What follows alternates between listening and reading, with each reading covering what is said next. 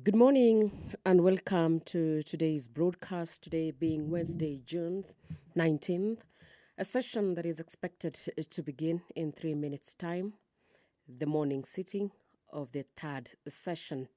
And we begin with a procedural motion by the leader of the majority party and a member for Kikuyu constituency, Honorable Kimani Ichung'wah, the exemption of specified business from the Standing Order 43. The House resolves to exempt the business appearing as Order number 12 in today's order paper from the provisions of Standing Order 43, being a Wednesday morning. That is a day allocated for business, not sponsored by the majority or the minority party, a business sponsored by a committee.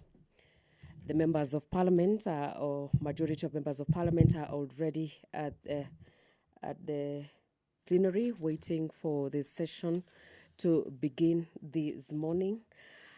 And we have the Care and Protection of Child's Parents Bill, that is the Senate Bill number 29 of 2023.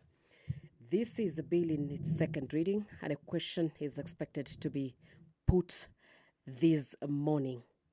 The bill is co-sponsored by Honorable Beatrice Kemei, who is a member of Parliament or the women representative for Kericho County. This is a Senate bill, the Care and Protection of Child's Parents Bill, that is Bill number 29 of 2023. We also have the Kenya Roads Amendment Bill, Bill number 2031 of 2024, brought by Honorable Naisula Lesuda, the Samburu West Member of Parliament. The bill that it is in its first reading. The objective of this bill, the Kenya Roads Amendment Bill of the National Assembly, Bill number 31, is to amend the Kenya Roads Amendment Bill 2023. That is to make provisions for the design and construction of lanes for non-motorized transport. This bill seeks to amend Section 2 of the Act to provide for the definition of the new terms introduced by the proposed amendments. It also seeks to amend Section 4 of the Act to make provisions for the Kenya National Highways Authority to design and construct lanes for non-motorized transport in designated roads under its control. Class 4 of the bill seeks to amend Section 7 of the Act to make provisions for the Kenya Rural Roads Authority, that is to design and construct lanes for non-motorized transport in designated roads under its control.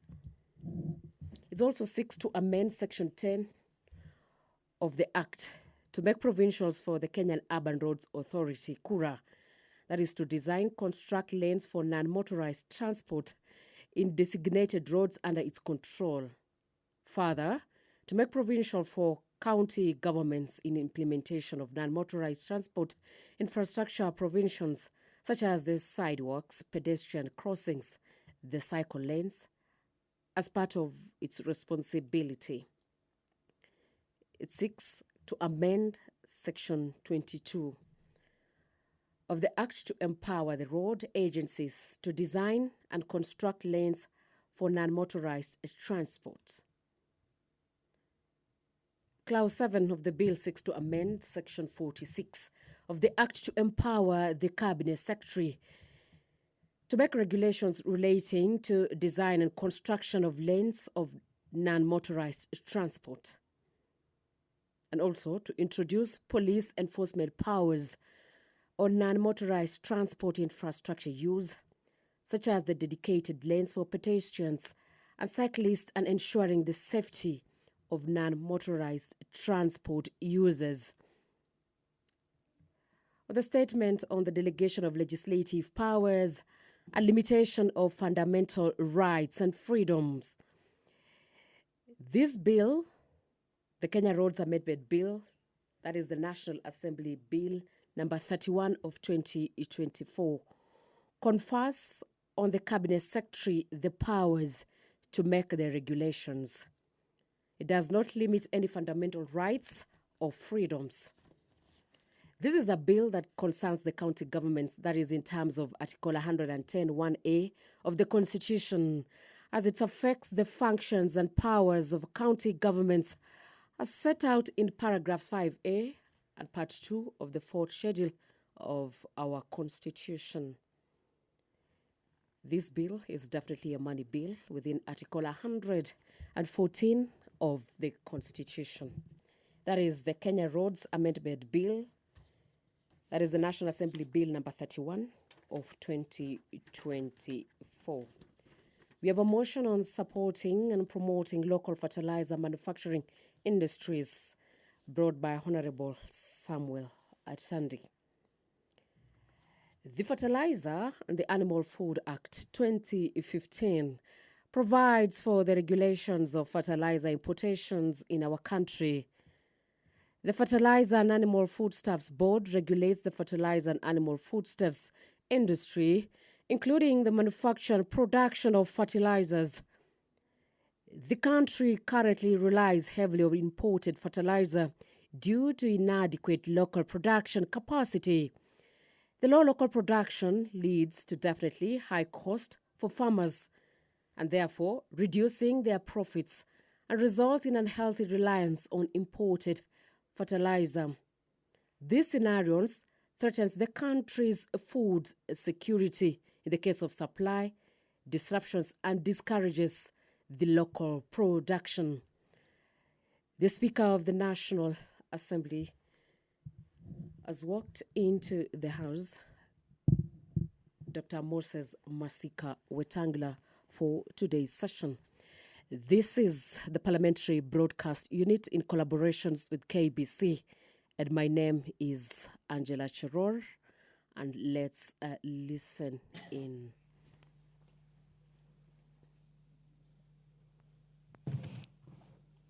Waheshimiwa, tuombe. Ewe Mwenyezi Mungu, ambaye kwa hekima na wema wako umetoa nyadhifa za viongozi na mabunge kwa ustawi wa jamii na utawala wa haki wa wanadamu, tukusihi utazame kwa neema nyingi sisi watumishi wako ambao wameridhika kutuita tutekeleze shughuli muhimu za jamhuri yetu. Tukuomba uteremshie baraka zako sisi tuliokutanika hapa, na utujalie tuyatende na kufikiria mambo yote yatakayofikishwa mbele yetu kwa njia ya haki na uaminifu, ili utukufu na sifa zako ziendelezwe na ili kustawisha amani, ufanisi na heri ya nchi yetu na wale ambao haja zao umezikabidhi mikononi mwetu. Amen.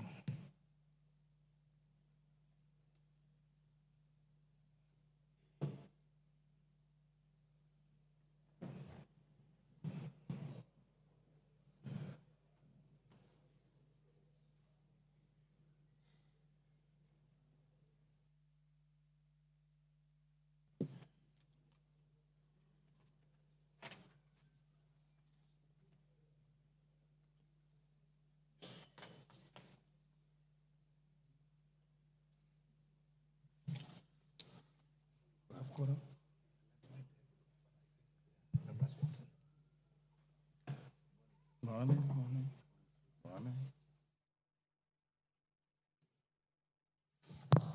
Honorable members, we have quorum to transact business. Clerk. Order number 1, administration of oath. Order number 2, communication from the chair. Order number 3, messages. Order number 4, petitions. Honorable Mark Mwenje.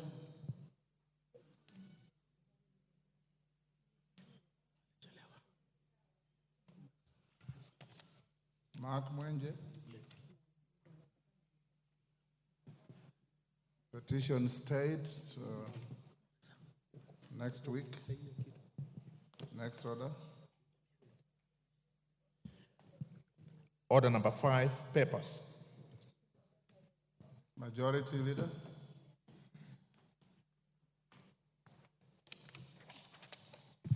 Thank you, Honorable Speaker.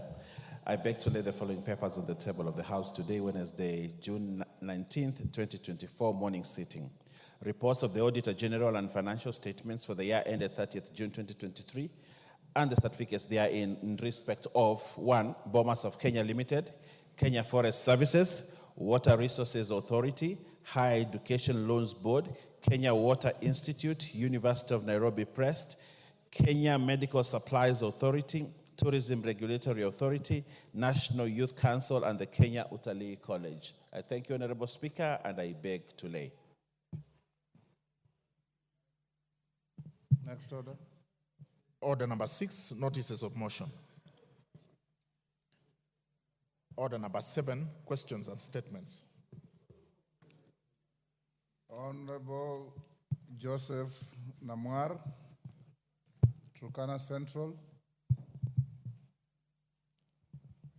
is in the House. Honorable Lillian Sioi, Member Trans Nzoia County.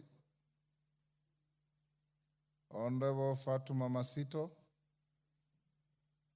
you may raise your question to Labor.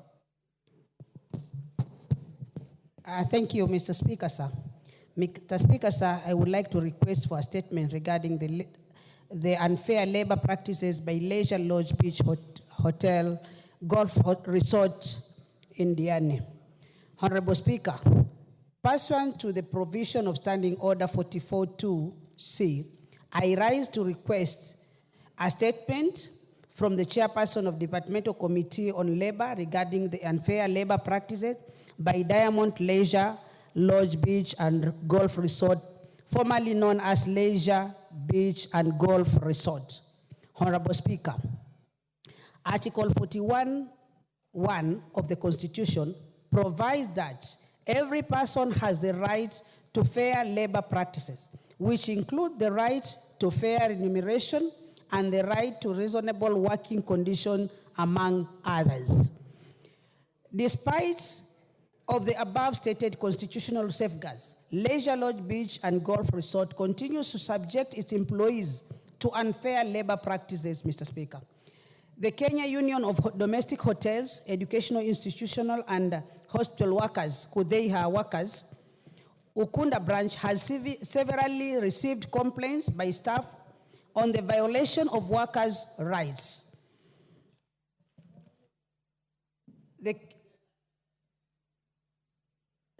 Disregarding employment laws, paying workers poorly, unfair termination, and non-implementation of the collective bargaining agreement of 2019 to March 2020.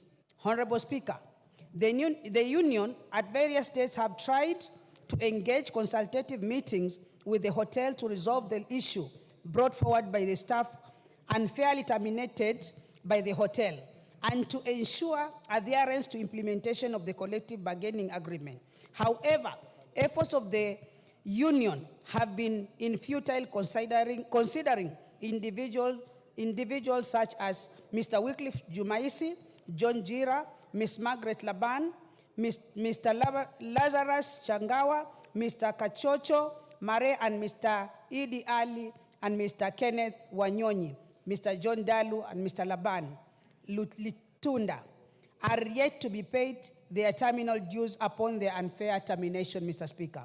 Honorable Speaker, it is against this background that I seek a statement from the Chairperson Departmental Committee on Labor on the following. 1.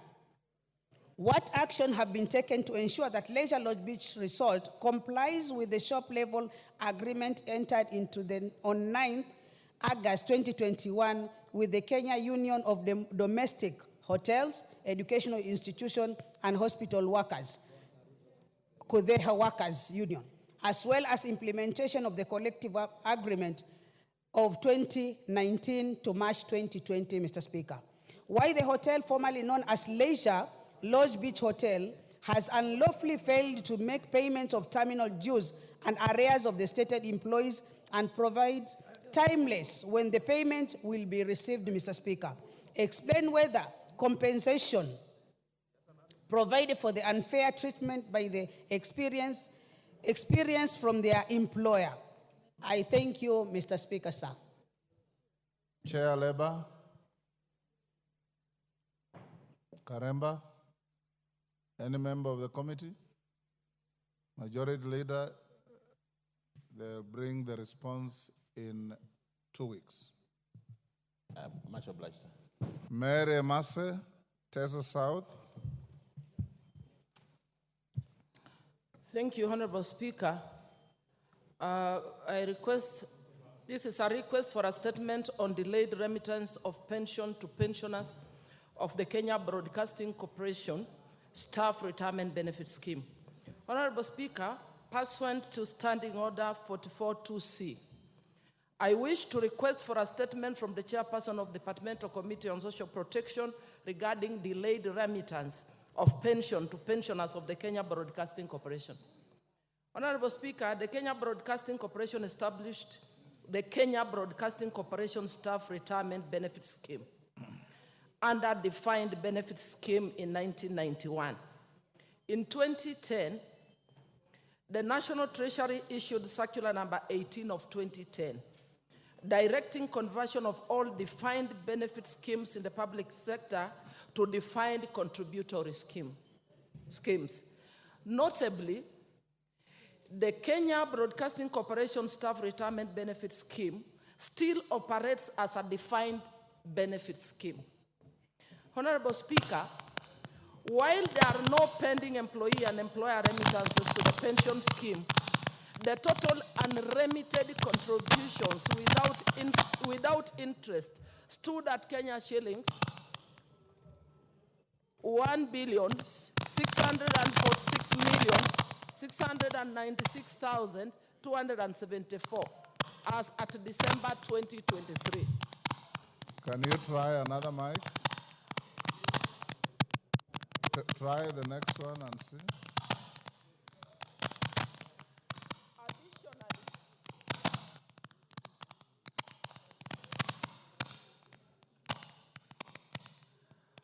Honorable Speaker, while there are no pending employee and employer remittances to the pension scheme, the total unremitted contributions without interest stood at Kenya shillings 1,646,696,274 as at December 2023.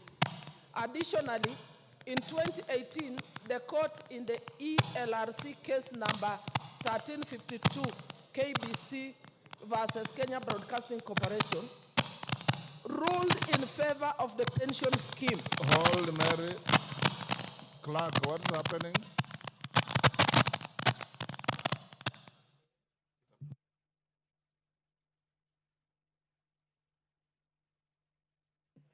Give her the mic again. Can you try now? The National Treasury, through its Circular Number 13 of 2023, directed all state corporations to budget and honor their staff pension obligations, including the arrears.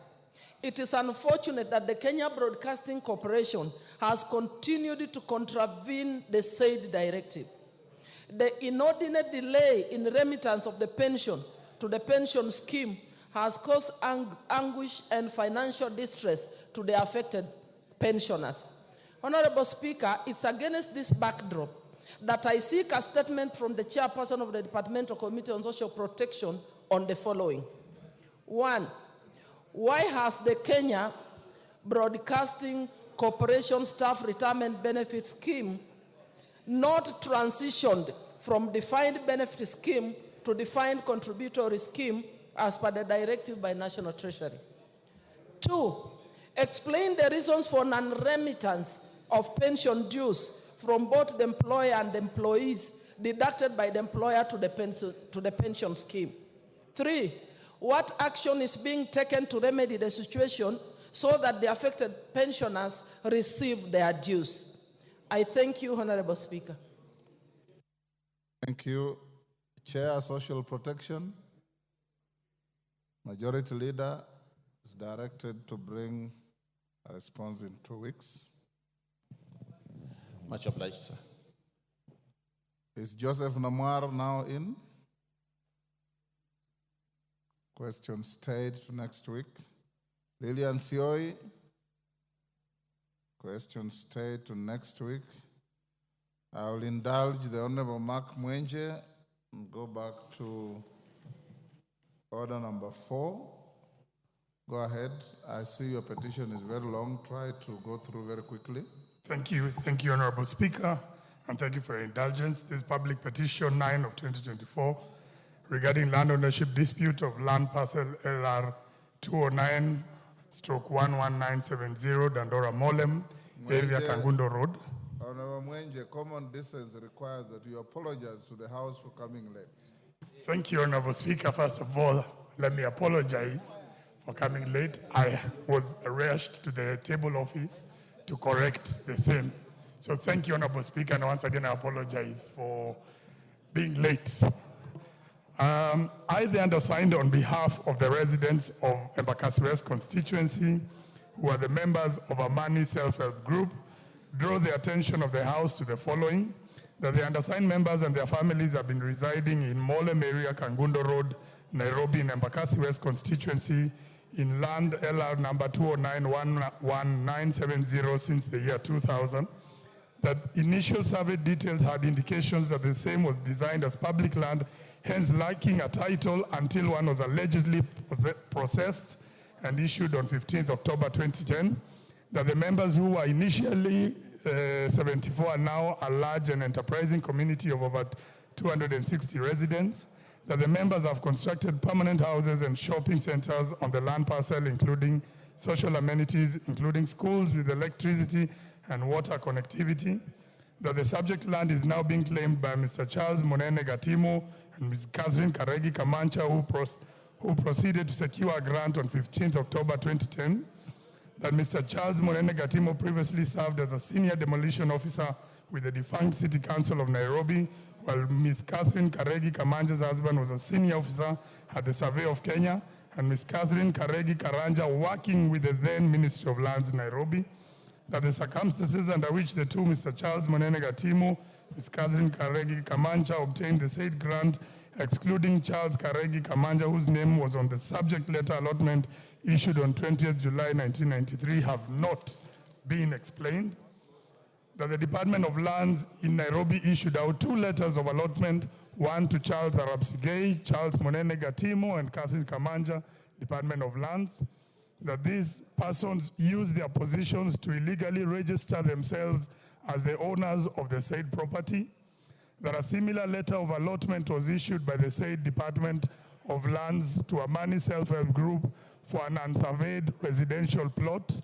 That it is unclear how a title grant could be processed when the members of the said Amani Self-Help Group were on the subject land parcel.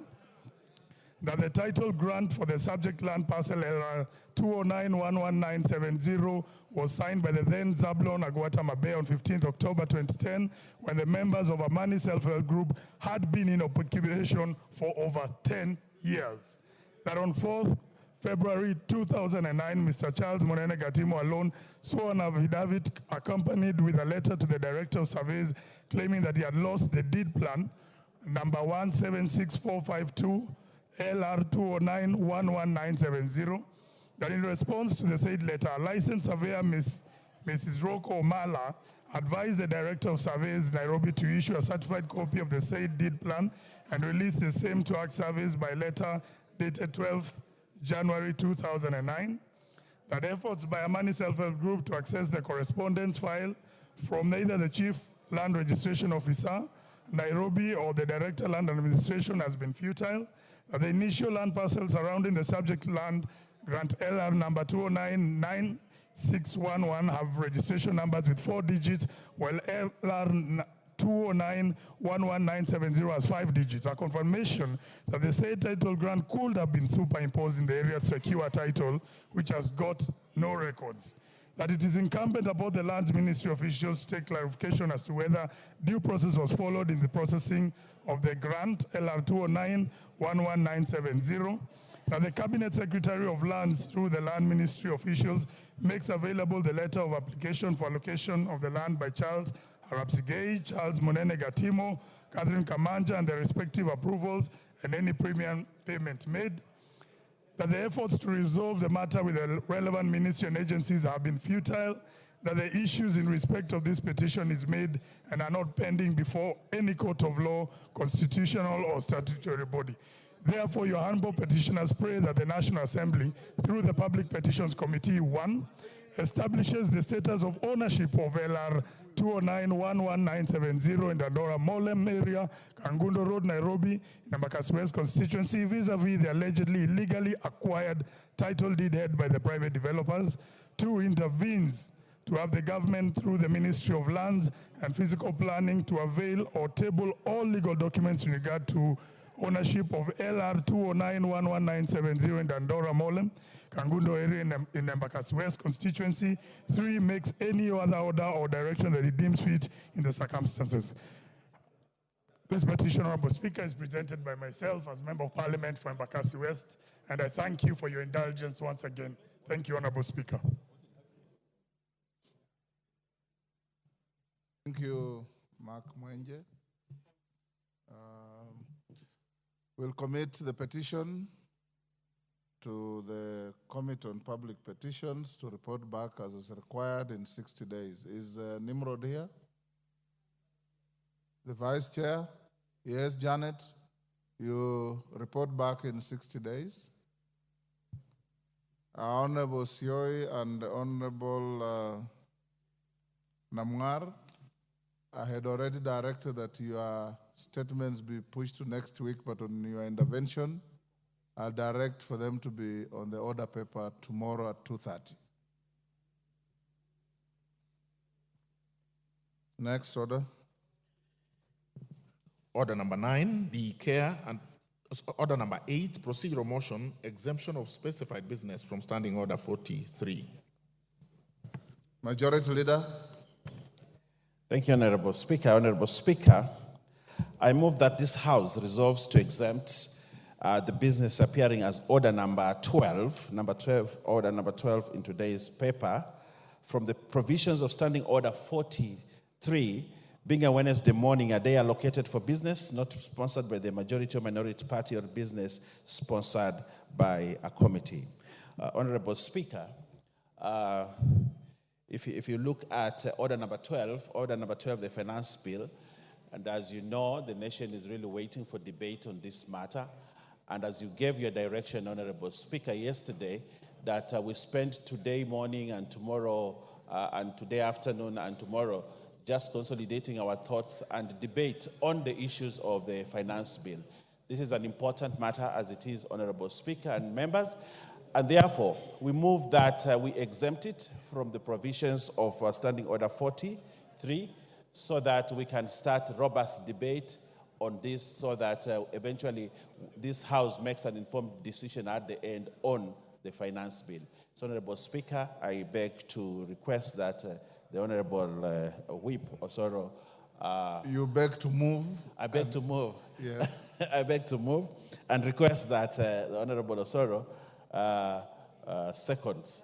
And you can only say I second if you want. Osoro. Thank you very much, Honorable Speaker. Honorable Speaker, it's indeed true that we really have a lot on our tray in this week and early next week. And for that reason, Honorable Speaker, I beg to second.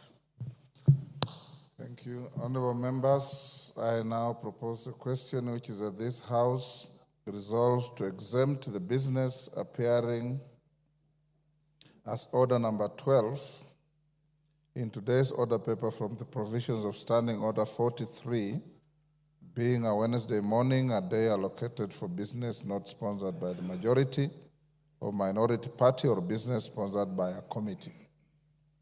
You put the question? I now put the question at order number 8, which is that this House resolves to exempt the business appearing as order number 12 in today's order paper from the provisions of Standing Order 43, being a Wednesday morning, a day allocated for business not sponsored by the majority or minority party or business sponsored by a committee. As members of that opinion say aye. Aye. Those of the contrary opinion say nay. The ayes have it. Next order. Order number 9, the Care and Protection of Child Parents Bill, Senate Bill number 29 of 2023, second reading. Question to be put. Order, honorable members on their feet, take your seats.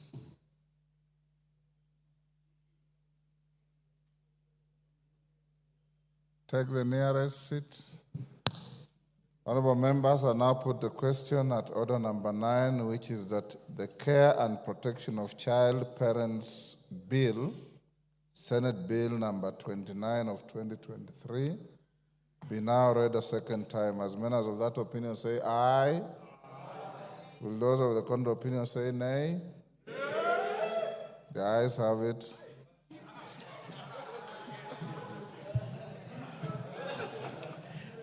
A bill for an act of parliament to provide a framework for the care and protection of child parents within the counties. To provide a framework. Order. Honorable Kaluma, you sit on this chair. You know very well if you want to call for division, it must be contemporaneous to the decision by the Speaker. And in your attempt to lobby for support, you know you have failed. Go ahead. A bill for an act of parliament to provide a framework for the care and protection of child parents within the counties, to provide a framework through which an expectant girl child or a child parent may actualize their right to basic education and at the same time ensure the care of their children and for connected purposes. Thank you. Honorable Kajwang, you have a second bite to this bill at committee stage. Yes. It's entirely up to you. The Speaker has no fight, no dog in this fight. Next order. Order number 10, the Kenya Roads Amendment Bill, National Assembly Bill number 31 of 2024, first reading. A bill for an act of parliament to amend the Kenya Roads Act and for connected purposes.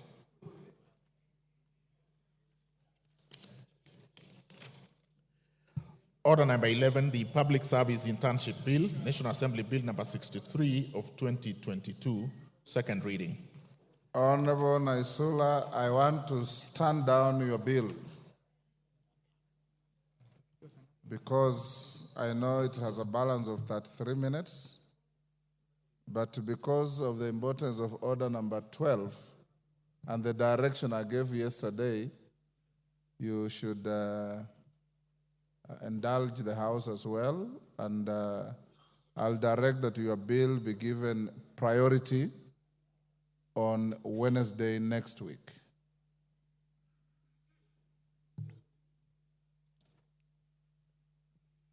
Most obliged, Mr. Speaker. I'm sorry, but you had my direction yesterday, and you've already also passed a motion to exempt this morning.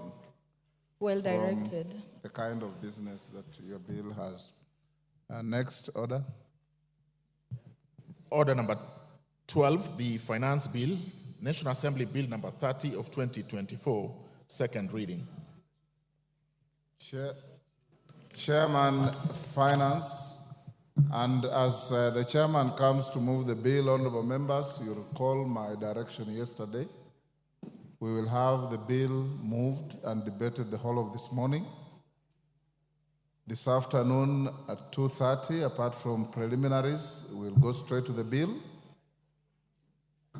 If there is continued interest, tomorrow morning we already created a sitting from 9:30. We'll go on with the bill. Subject to continued interest, we will go to the afternoon, and regardless of what we'll be obtaining on the floor, House Business directed and recommended that the question will be put on tomorrow afternoon. So those of you who want to speak to this bill, you have this morning, this afternoon, tomorrow morning, and a part of tomorrow afternoon. Yes, Honorable Nikal, what's your point of order? Thank you, Mr. Speaker. I want to raise this in relation to the finance bill and particularly the report, and I'm actually literally seeking your guidance. That is the main issue. Mr. Speaker, the report of the bill, as you had indicated yesterday afternoon, would reach us later, and it did. However, Mr. Speaker, I want your guidance on the procedure that this report followed. Ordinarily, when we have a bill, the bill would come in the first reading, then it goes to public participation, as this one did. And then the committee would then get a report. That report would then come to you. Mr. Speaker, after it comes to you, you will then approve it for it to be tabled. It will then tabled. Then once again, it then comes a public document, and it can be discussed, and we discuss it, and it helps us to discuss the bill, which is actually what we're going to discuss. But Mr. Speaker, if then the bill goes through and goes to the committee of the whole house and the third reading and it's passed, it then will go to the president for assent. And that is the procedure. In this case, Mr. Speaker, when the committee had apparently finished and they had probably signed it by both members from both sides of the divide, so to speak, Kenya Kwanza and Azimio, then this report... Order, Honorable Nikal. Mr. Speaker, I'm seeking your guidance, so if you let me complete, then you will give me the guidance. Mr. Speaker, before that happened, this report was actually presented in a Kenya Kwanza parliamentary group meeting, which definitely was chaired by the president, even if it is in capacity as the leader of that coalition, but definitely he was now taking part in the legislation. At that point, the members of the committee from the Azimio side were not in that. And therefore, the report then came back, and Mr. Speaker, as far as I know, you actually had to go through it in the late afternoon yesterday, and we're aware, and as you promised, by about 6:50, I think it was then tabled after you approved it.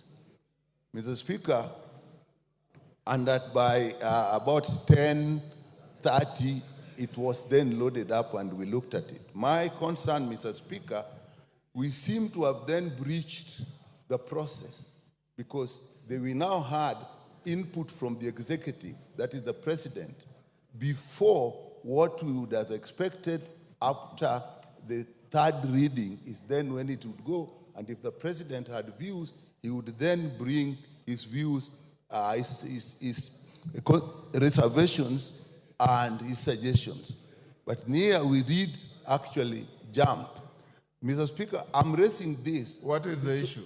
The issue is that it actually went to the president and he had an input before it came to us. And why I'm doing this, Mr. Speaker, there is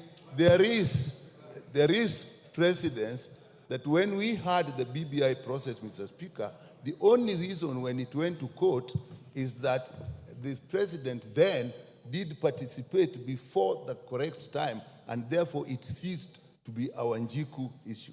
And Mr. Speaker, I looked at this and I saw some parallel and say, have we once again jumped the boat and then opened what we may pass, if we pass, to other people taking other actions because we didn't go through the correct procedure. Mr. Speaker, I put this in actually with very good faith so that we look at the division so that the legislative does its work and completes and then takes it to the executive instead of bringing the executive to start legislation before their time comes. It is in very good faith that I raise this, Mr. Speaker. It is in very good faith, but you have just made a general statement. What do you want the Speaker to do? I want the Speaker to rule that the report we have that will actually guide us actually already has input from the executive, which it shouldn't have, because with the executive would then come later after we pass it, after the third reading.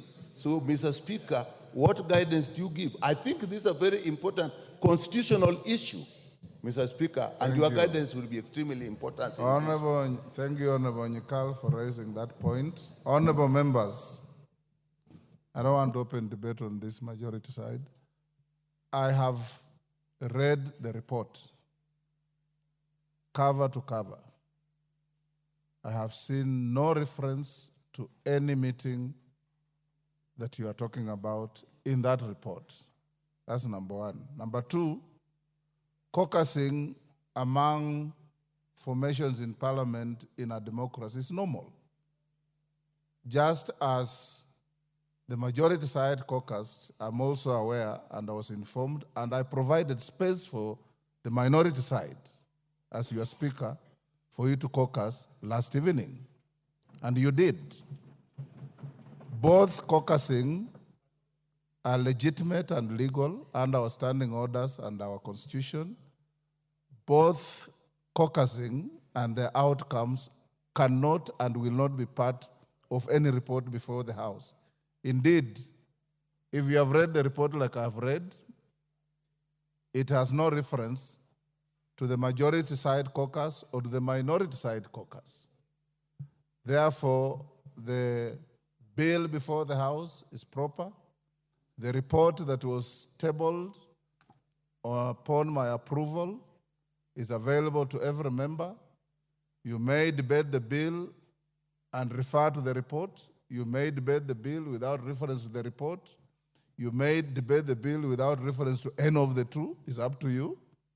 But the bill is before the House properly, and I now call the chair of the committee to move the bill. Thank you very much, Mr. Speaker, for your guidance. Mr. Speaker, I rise before you today with a sense of gratitude and appreciation for the opportunity to speak to this greatly esteemed August House. The Debate Committee on Finance and National Planning has fulfilled its mandate as outlined in Standing Order number 245 by examining and assessing the Finance Bill of 2024. Chairman, start by moving the bill. Mr. Speaker, sir, I beg to move that the Finance Bill now be read a second time. Then you go on with your... Thank you, Mr. Speaker. Mr. Speaker, I beg to move that the Finance Bill of 2024 be now read a second time. Excellent. Now you can proceed. Mr. Speaker, I rise before you today with a sense of gratitude and appreciation for the opportunity to speak to this greatly esteemed August House. The Departmental Committee on Finance and National Planning has fulfilled its mandate as outlined in Standing Order 245 by examining and accessing the Finance Bill of 2024. Honorable Speaker, the procedure commenced with a comprehensive briefing on the bill's substance, followed by interactions with diverse stakeholders who share their viewpoints. Subsequently, the committee carefully deliberated upon the stakeholders' comments vis-a-vis the provisions of the bill. Honorable Speaker, I would like to greatly thank the members of the public, and especially the ones who appeared before the departmental committee as stakeholders, the members of the public that came for a public hearing at KICC and gave us very, very insightful views that has improved the report on the Finance Bill of 2024. Honorable Speaker, in a very special way, although these people breached the Data Protection Act by sharing our numbers to Kenyans, but also thank Kenyans that wrote to us through SMSs, that called us, and some of them, Honorable Speaker, were generous enough to send us 1 shilling and 2 shilling and 10 shillings to confirm whether our numbers were authentic. Honorable Speaker, I have written to the clerk wondering what to do with the 168,000 shillings that have been sent to my M-Pesa, because receiving these gifts from members of the public, Honorable Speaker, is against the state, the laws of this republic. And therefore, later I will be seeking your guidance on what to do with the money, because I tried reversing the 1 shilling and the 2 shilling and it was impossible. it came in hundreds of thousands. But for your generosity, Kenyans, I want to thank you and tell you that your views are well received. Mr. Speaker, I would like to draw your attention to an important issue concerning Kenyan's tax revenue collection. Over the past decade, our tax revenue as a share of GDP has remained stagnant at approximately 15%. This stagnation is a cause for concern, and we as a country need to develop favorable tax measures to balance between relying on our own resource mobilization and depending on debt. Honorable Speaker, this bill proposes to raise a total of 346 billion shillings to support the expenditures that will better be passed by this House through the appropriations bill, Honorable Speaker. Notably, this expenditure is going to lead to the highest allocation ever to county governments at 401 billion shillings. This is the first time, Honorable Speaker, that this allocation to counties through equitable shares is exceeding the 400 billion shillings mark. Honorable Speaker, in as much as this House debates about raising revenue for this country, I want to encourage our members in our sister house, the Senate, and our county assemblies and our county governments to also prioritize ways of raising their own source revenue as county governments. Honorable Speaker, I would specifically want to laud Embu, Murang'a, and Nakuru counties that have exceeded their own source revenue share, because once counties are able to generate their own source revenue, it reduces the pressure that the national government has in collecting revenues to be sent to counties for conduction of county functions through the equitable share. Mr. Speaker, in comparison to African countries, tax revenue as a percentage of GDP, such as Botswana, is at 24%, Mauritius at 18%, and Zambia at 17%. Kenya is lying behind with a tax revenue collection of 14.1% as of 2022. These countries have managed to achieve higher tax revenue collection rates, which highlights the need for us to reassess our tax policies and explore more effective measures that favor the business environment and enhance revenue collection. The Kenyan government has embarked on a tax reform agenda through the medium-term revenue strategies, MTRS, aiming to increase the tax to GDP ratio to 25% by 2030. This reform is crucial for aligning Kenya with its regional peers and ensuring sustainable economic growth through improved domestic resource mobilization. Honorable Speaker, the reason why there is increased debate on taxation in this country is because we have 20% of Kenyans contributing to 80% of our taxes. That means there is a need to have a robust expansion of our tax base and ensure that if everyone in these countries pays their equitable share of taxes, then we will not have to weigh this on the 20% that are paying 80% of our taxes in this country. Mr. Speaker, I would like to highlight a significant aspect of Kenya's economy over the past decade. We have witnessed the emergence of employment opportunities, especially around the digital marketplace. Significantly, this contributing to a significant economic evolution. Furthermore, the majority of jobs created during this period have been in the informal sector. As of 2022, approximately 83.3% of the 19.15 million Kenyans workers have been employed in the informal sector, reflecting the crucial role of the informal sector in our economy.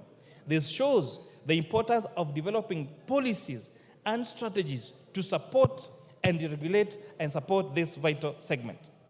Mr. Speaker, the Finance Bill of 2024 had several tax proposals that will enable this country to increase its tax base, especially increasing its revenues.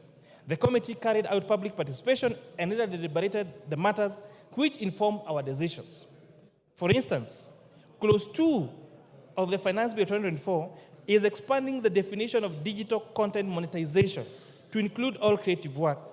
The committee noted that not all creative works generate income. Therefore, and in order to align with international best practice, it is actually very necessary to specify that only those generating income are subject to tax.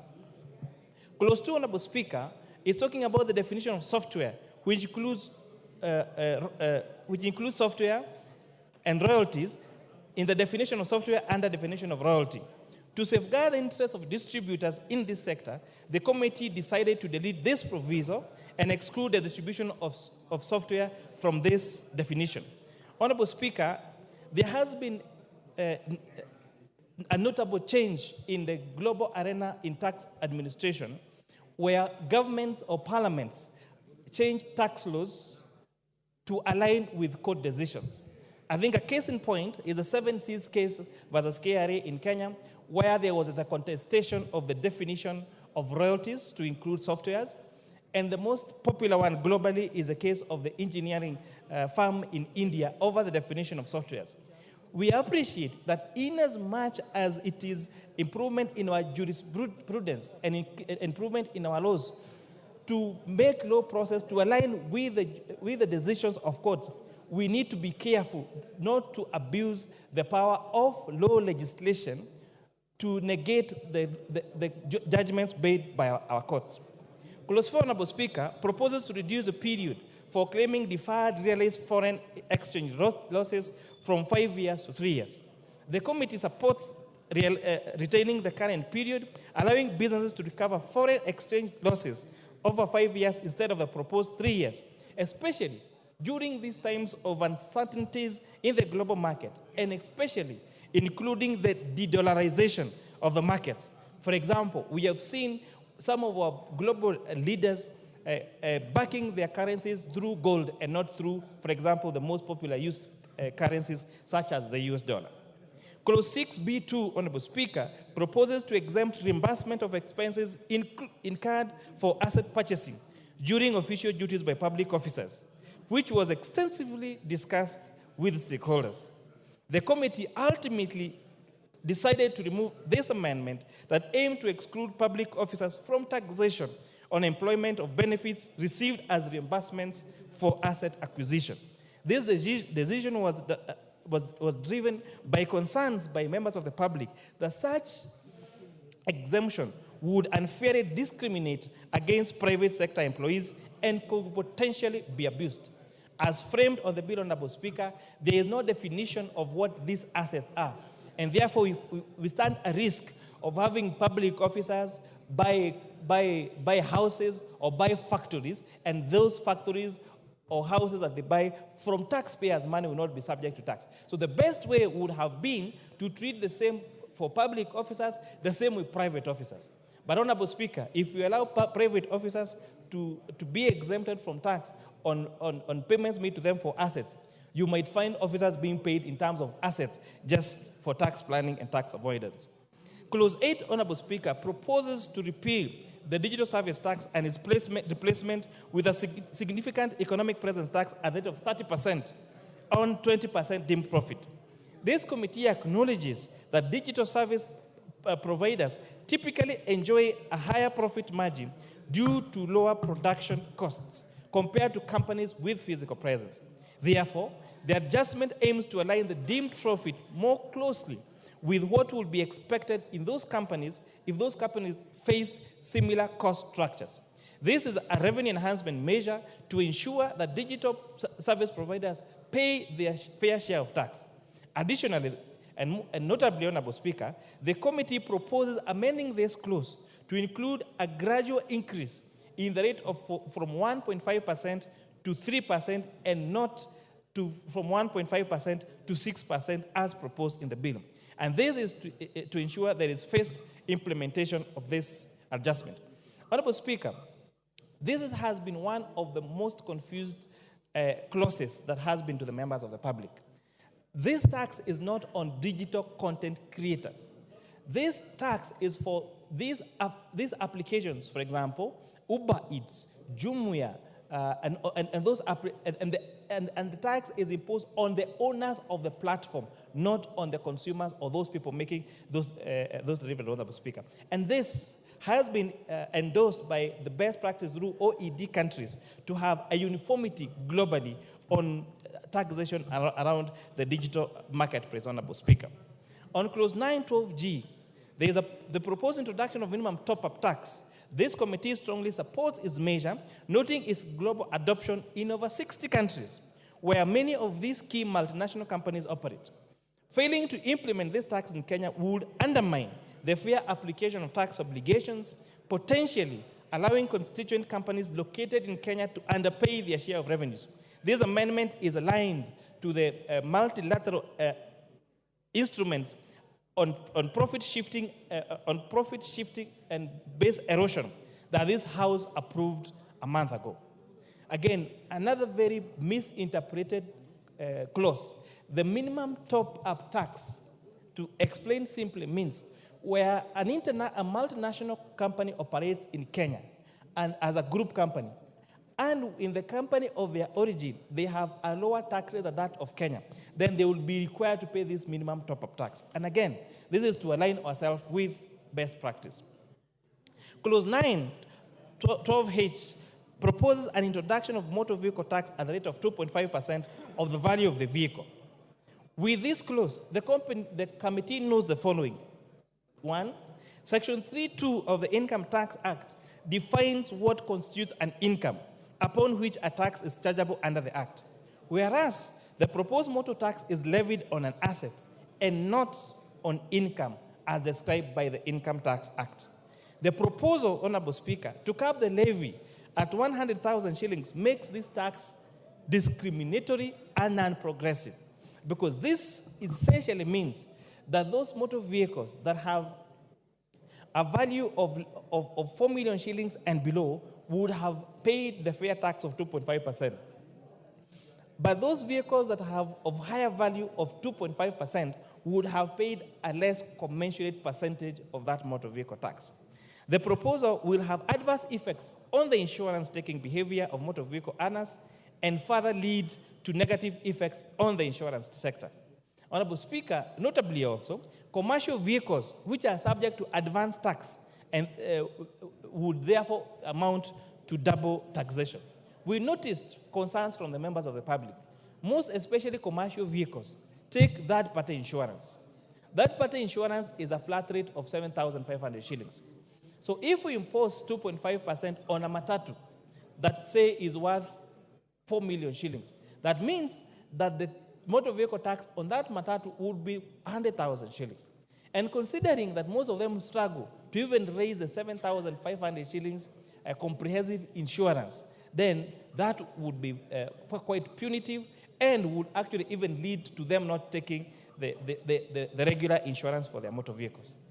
From the foregoing, the committee recommends, therefore, the deletion of the proposed motor vehicle tax.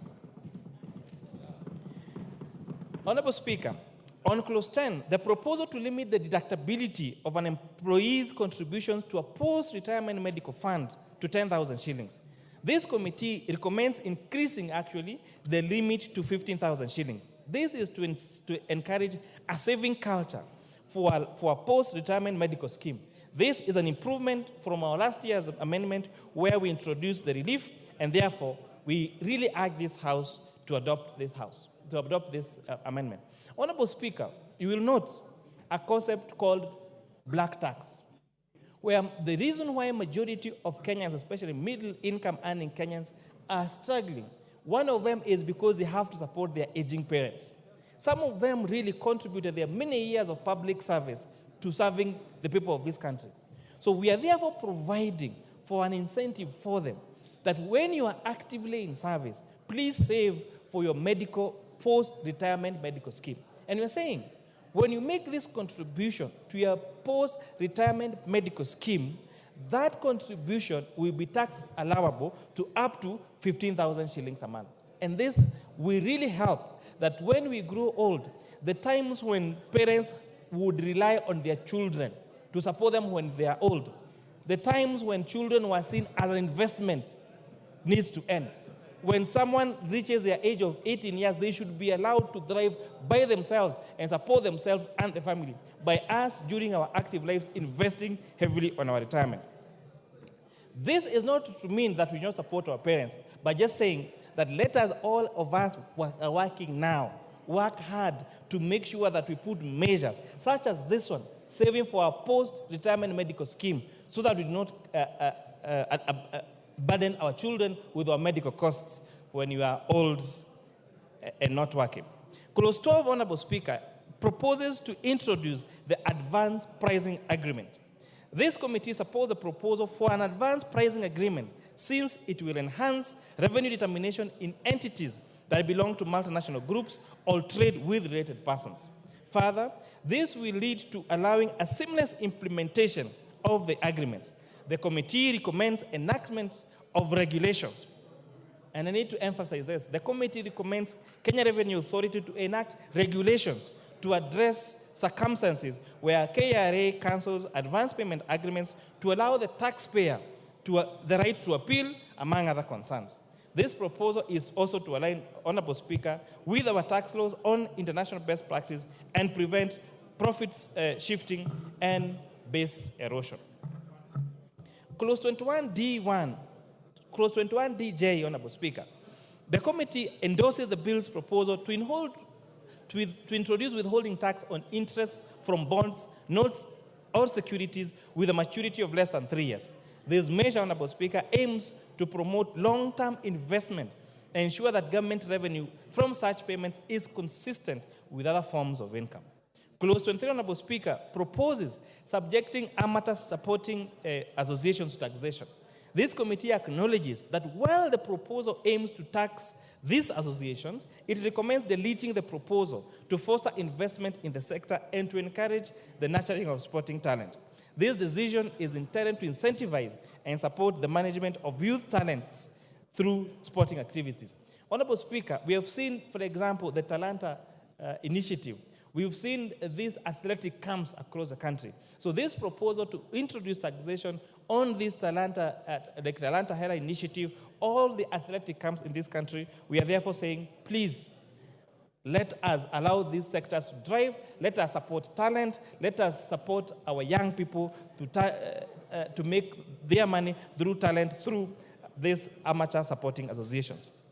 Clause 25B1, Honorable Speaker, the committee retains the 15% preferential tax rate for the construction of 100 units of affordable housing. This incentive aims to encourage and stimulate investment in the affordable housing sector across the country. Clause 34A1, AA, and AB. The committee proposes to delete the proposed VAT on aircraft spare parts. This decision was considering that many airlines operators in the country provide maintenance and repair services to both international and domestic airlines. Implementing a tax on aircraft spare parts would increase the operational costs for airlines in Kenya, potentially undermining the country's competitiveness as a regional aviation hub. This amendment aims to support the growth in this emerging sector within our country. Clause 34-35, Honorable Speaker, this is about the provisions under the proposed amendment on the VAT Act. The committee adhered to several guidelines, including zero rating only the most essential consumption items for household and for agricultural inputs, exempting inputs used in the manufacturing of medical services, safeguarding the financial sector by restricting VAT on services, taxing goods and services where only value is added in the production process, and exempting specific inputs to include local industries. Based on this principle, Honorable Speaker, the committee proposes to zero-rate items such as ordinary bread, unleavened bread, gluten-free bread, and inputs on raw materials for manufacturing agricultural and pest control products, agricultural pest control products themselves, and the transportation of sugarcane from farms to milling factories. And Honorable Speaker, the question has been asked, why sugarcane? Why not any other product? And I would like to tell Kenyans that out of all the agricultural products that we have in this country, the most bulky one in terms of weight is sugarcane. And therefore, the largest cost in the value addition on sugar is the transportation of sugarcane, Honorable Speaker. Additionally, the proposal is, we have proposed zero rating of locally assembled and manufactured mobile phones, among others. Honorable Speaker, this House made a decision last year to zero-rate local assembly of mobile phones. As a result, we have seen institutions such as the African Device Assemblers of Kenya assembling a total of 400,000 phones every month. They have created employment for over 1,000 Kenyans. We are now, in fact, Honorable Speaker, they cannot satisfy the demand on the supply of these phones in this country. We are telling Kenyans, it is possible to manufacture our things here. We do not have to import these things from other countries. We can support our manufacturing and make sure that we consume and use only those products that are locally manufactured. The committee further recommends exempting several products from VAT, including the issuance of credit and debit cards, foreign exchange transactions, sanitary towels, diapers, and services to local film agents. Clause 39, Honorable Speaker, of the bill proposes the removal of provision granting relief on excess duty to manufacturers of accessible goods and providers of internet data services. The committee recognizes that excess duty, similar to VAT, considers input and output tax for manufacturing of accessible goods. Removing, therefore, Section 14 of the excess duty would prevent manufacturers from deducting excess duty, thereby potentially raising production costs and necessarily leading to higher prices to consumers. This deletion aims to safeguard Kenyans from increased prices of essential commodities. Honorable Speaker, it is East African community practice that excess duty on inputs become a tax allowable expense to manufacturers. And the risk of passing this Section 14 as proposed in the bill would mean that we would potentially make it cheaper for someone to go and manufacture in a different country and then import into this country duty-free. And therefore, this committee was very conscious on the need to protect our manufacturers and make sure we buy Kenya and build Kenya. Clause 39 proposes the removal of the provision granting relief on excess duty on accessible goods. I have explained that. Clause 42, Honorable Speaker, addresses excess duty on goods where the committee is guided by the following principal criteria: exempting goods from locally manufactured goods, exempting products to prevent increases in consumer prices, improving the administration of excess duty for ease. Based on this principle, therefore, the committee recommends the following: exempting vegetable oils, fertilized eggs, and clinker from excess duty.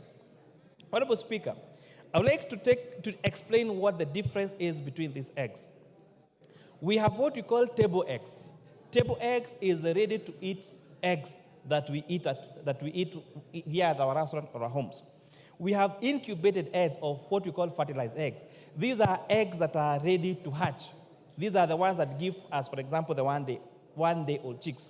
Honorable Speaker, as a poultry farmer myself, I attempted, when I was buying my one-day-old chicks, I was told that I needed to wait for 4 months before I got the one-day-old chicks, Honorable Speaker.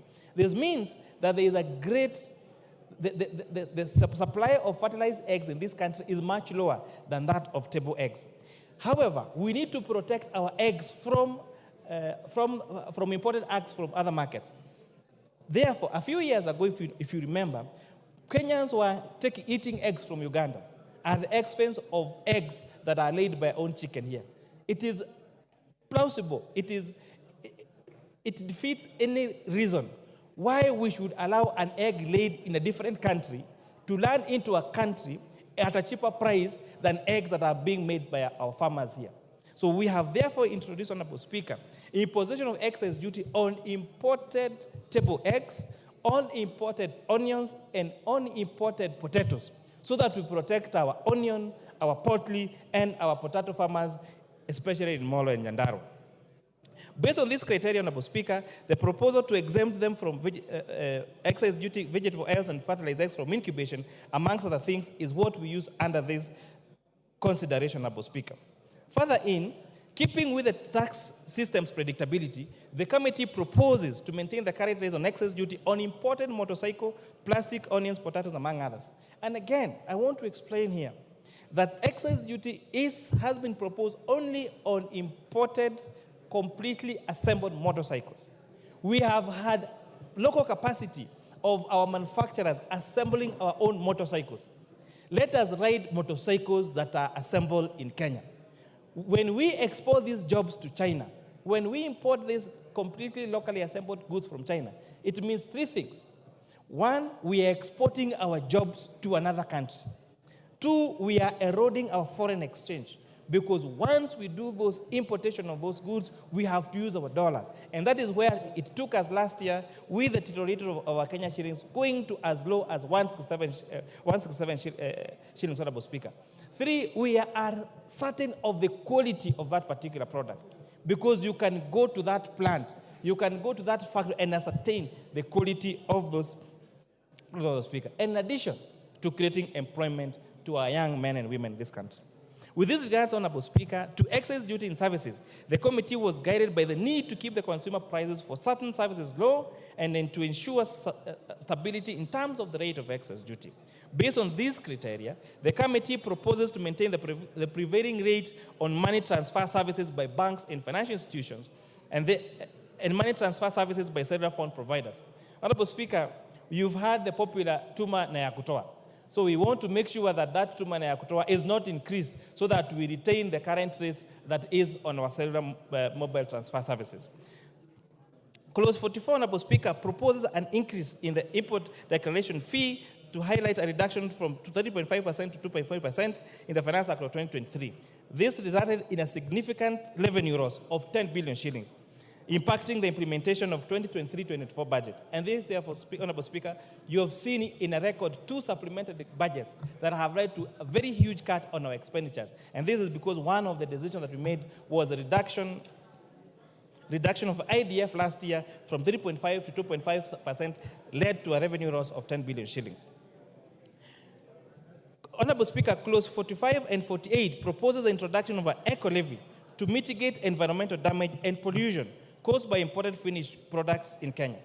The committee emphasizes that this levy should exclusively apply to imported finished products, therefore safeguarding local manufacturers who are already adhering to what's called the extended producer principle. Regarding to a stakeholder feedback and to mitigate price impacts on essential goods, however, the committee recommends excluding motorcycles, bicycle tires, wheelchairs, 3-wheel motorized vehicles, which you probably know as tuk-tuks and wheelbarrows, from this levy. Additionally, the committee proposes reducing the eco levy for select finished goods. These adjustments are intended to balance environmental protection with consumer affordability and local manufacturing interests, Honorable Speaker. Especially on the area of e-waste, Honorable Speaker. Whatever products, these products, when you import them, when we import that phone, one day that phone will die ultimately. So we are saying, let us have a fund through the restoration fund which provides resources to ensure at the end of the life of that product, there is money that is used to restore, to either reuse, recycle, or restore the impact of that product to the economy, Honorable Speaker. And for example, how that fund is already working. Now, if you are doing mineral exploration in this country, and you go and dig up when you're doing your quarry or your mineral exploration, you are required to pay a bond so that when now you finish your exploration, there is money to restore that land to its original state, either, for example, by converting it into a dam or filling it up. So this is similar to that. And you've seen this work in other countries, where when at the end of use of a phone or a computer, those phones are taken, those computers are taken, and they are either used or recycled, Honorable Speaker. And it's also important to mention that the responsibility of the payment of this eco levy is not on the consumer. It is on the manufacturer in that country of origin. And this, again, is in line with best practice. It has been introduced in Tanzania, it has been introduced in several countries, and most of these larger manufacturers are more than willing to pay this eco levy to make sure that the products that they produce at the end of the life of that product, they're able to be collected, to be reused or recycled to prevent the eroding of our environment, Honorable Speaker. Clause 47 introduces the Export and Investment Promotion Levy to address declining exports and increase imports, especially for locally manufactured goods. The company's objective is to safeguard the local manufacturing sector against unfair trade practices, enhance its competitiveness, and foster a sustainable and inclusive export environment. The Export and Investment Promotion Levy is expected to have several impacts on the manufacturing sector. One, it will support local manufacturing, aiming to increase the sector's contribution to GDP from 7% to 20% by 2027, seeking to level the playing field for local manufacturers struggling against cheaper imports, reducing over-reliance on foreign goods and services, and this levy will generate revenue to facilitate the development of the manufacturing sector and incentivize investments by local, micro, small, and medium enterprises. Based on this course, Honorable Speaker, the committee proposes imposing the Export and Investment Promotion Levy on articles such as leather products and imported footwear, denatured ethyl alcohol, ceramic sinks, and wash basins, among others. Additionally, the committee supports stakeholders' proposal to exempt kraft liner, uncoated kraft paper, and ballast from the levy. Regarding the motorcycles, Honorable Speaker, the committee suggests implying the levy only, again, on fully built imported motorcycles. This measure aims to design a proper and promote local manufacturing, enhance competitiveness, and support sustainable economic growth in our great beloved country, Kenya. Clause 51 and Clause 57 proposes the integration of electronic tax system, ETIMS, with data management and reporting system.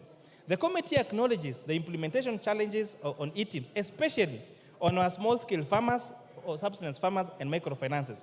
Therefore, the report proposes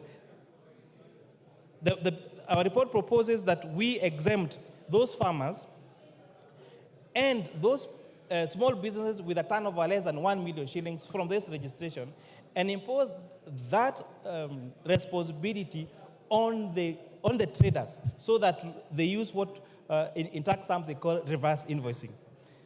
To address this issue, Honorable Speaker, the committee is guided by the international jurisprudence process called de minimis non current lex. In terms of the law does not concern itself with trifles. The law should not concern itself with trivial matters that would hinder even tax administration. And this, Honorable Speaker, is why we are proposing exemption of subsistence farmers and micro-enterprises with a gross turnover of below 1 million shillings from this requirement. This exemption aims to facilitate their participation in the form of business transactions without the burden of electronic invoicing requirements. Furthermore, Honorable Speaker, the committee suggests to KRA to ensure guidelines on this operationalization is addressed effectively.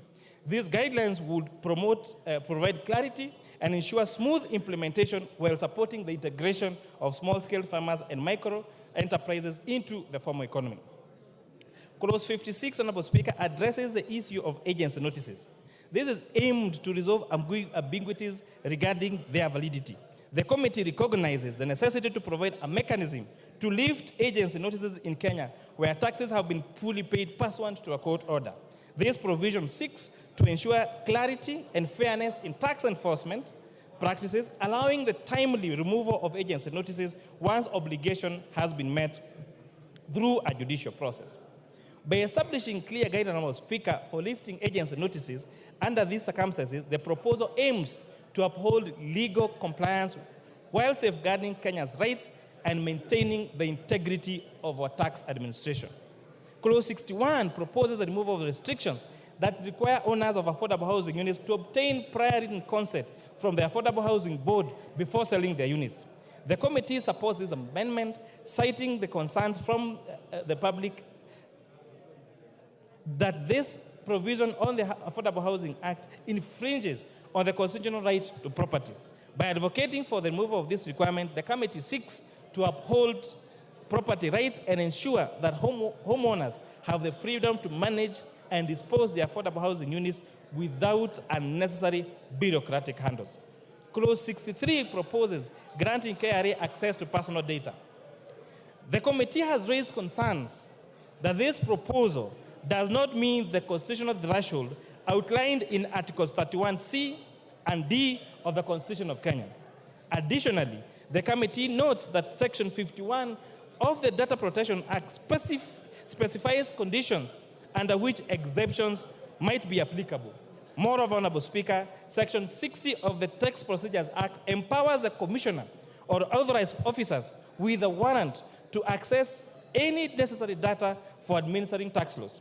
These considerations, therefore, shows the need for careful alignment with constitutional and legal provisions regarding privacy and data protection in implementing this proposal. The decline in levy collection, Speaker, continues to impact on highways, urban and rural roads. Recent heavy rains and flooding like El Nino have again further damaged our roads, and therefore they need to provide more resources, Honorable Speaker, through the appropriations to ensure that we have sufficient resources on the repair of our roads, and especially the low-volume seal roads. Mr. Speaker, exploring innovative approaches such as targeted initiatives, simplify tax processes, and enhance taxpayer education can encourage voluntary compliance and broaden participation in the formal tax system. Bringing more Kenyans into the taxpayer fold, we align our tax revenue collection with economic expansion, enabling us to finance crucial investments in infrastructure, social programs, and sustainable development. Mr. Speaker, addressing these issues proactively and maintaining effective tax policies, we strive to increase our tax revenue collection in line with our economic potential.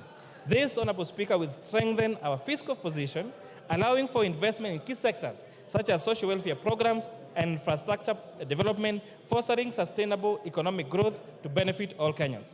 Mr. Speaker, as we deliberate the Finance Bill of 2024, it is important to actually prioritize measures that will effectively expand our tax base and ensure revenue generation. This may involve innovative tax policy approaches such as incentivizing compliance, simplifying tax procedures, and overcoming barriers that hinder our revenue growth. Honorable Speaker, there are other two proposals that are very critical in this economy. One of them is the amendment on excise duty on cigarettes, where we are applying preferential rates per centiliter to filtered and unfiltered cigarettes.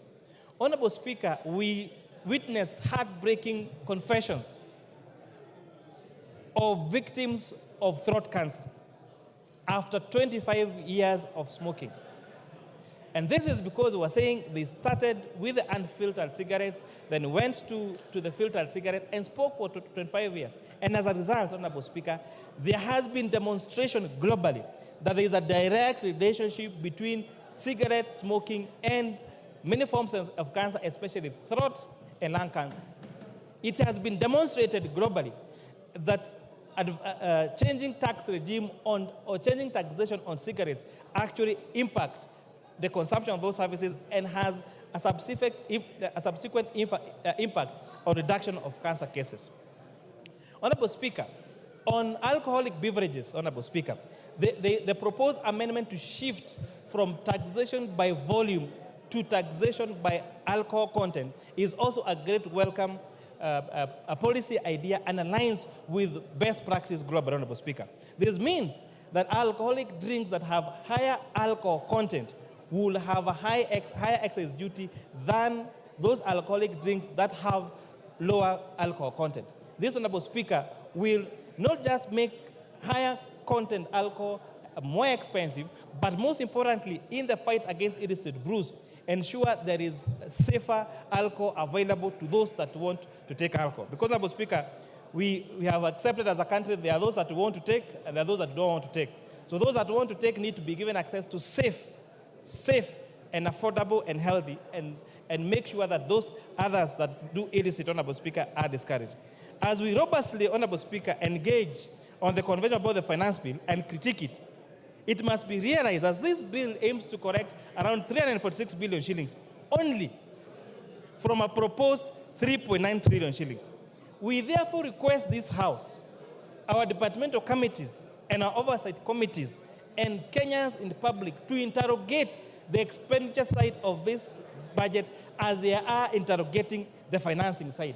This, Honorable Speaker, will lead to a more robust budget-making process, reduce or prevent budgeted corruption, maintain fiscal discipline in the use of our resources by our executive, Honorable Speaker.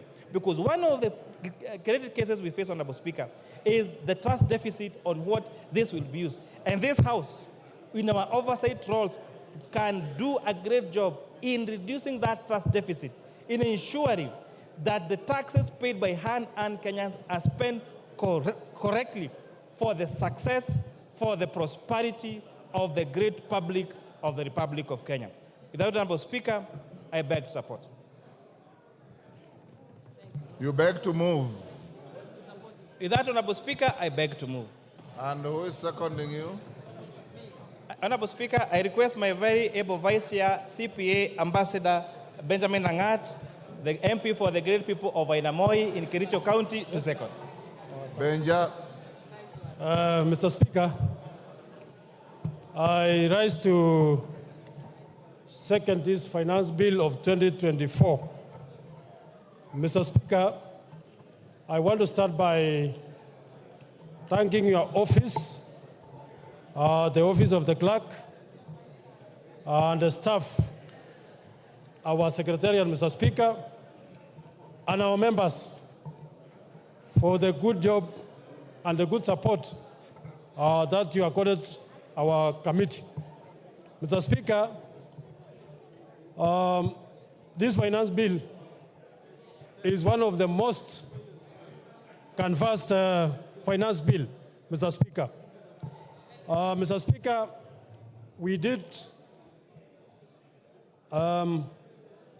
organize the public participation exercise, Mr. Speaker, which went all through for almost 10 days, Mr. Speaker. Mr. Speaker, during that exercise, we informed Kenyans that the finance bill of 2020, the public participation exercise, which we were doing, Mr. Speaker, was not a public relations exercise, Mr. Speaker. It was a very serious exercise, Mr. Speaker.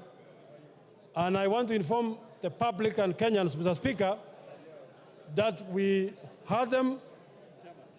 We have included their views in our recommendation, Mr. Speaker, which was tabled yesterday by the chairman, Mr. Speaker. Mr. Speaker, I want to thank our members because Mr.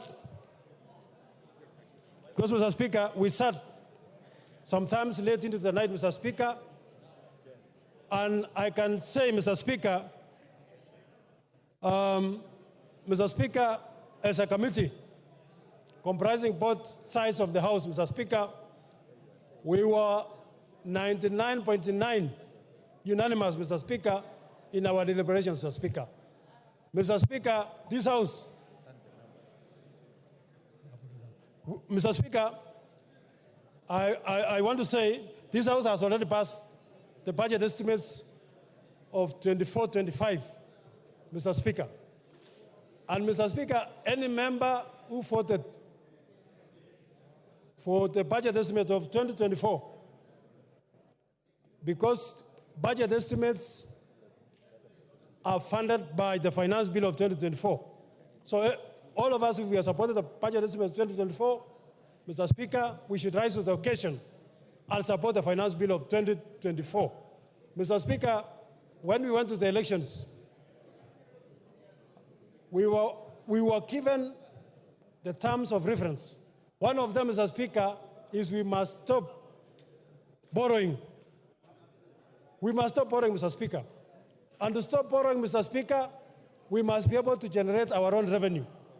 And therefore, Mr. Speaker, even as we talk about protecting the Kenyans, which we have done, Mr. Speaker, we must also help our country to raise revenue so that we stop the shame of borrowing, Mr. Speaker. Mr. Speaker, I want to say, as I've said, the committee listened to the public participation exercise, and we have incorporated all the negative items, Mr. Speaker, which were in the bill. We have removed all of them, Mr. Speaker. And therefore, this House should unanimously support and vote for the bill, Mr. Speaker. Mr. Speaker, I want to go to the specific issues which were mentioned in the bill. And this bill, Mr. Speaker, as I've said, Kenyans should note that the bill which was tabled in the House were proposals, Mr. Speaker. This House has the power to amend, to change. I could rather say, Mr. Speaker, those proposals, we can amend everything, Mr. Speaker. And therefore, Kenyans should not fear. We are here to protect Kenyans. We are here to protect our country, Mr. Speaker. Mr. Speaker,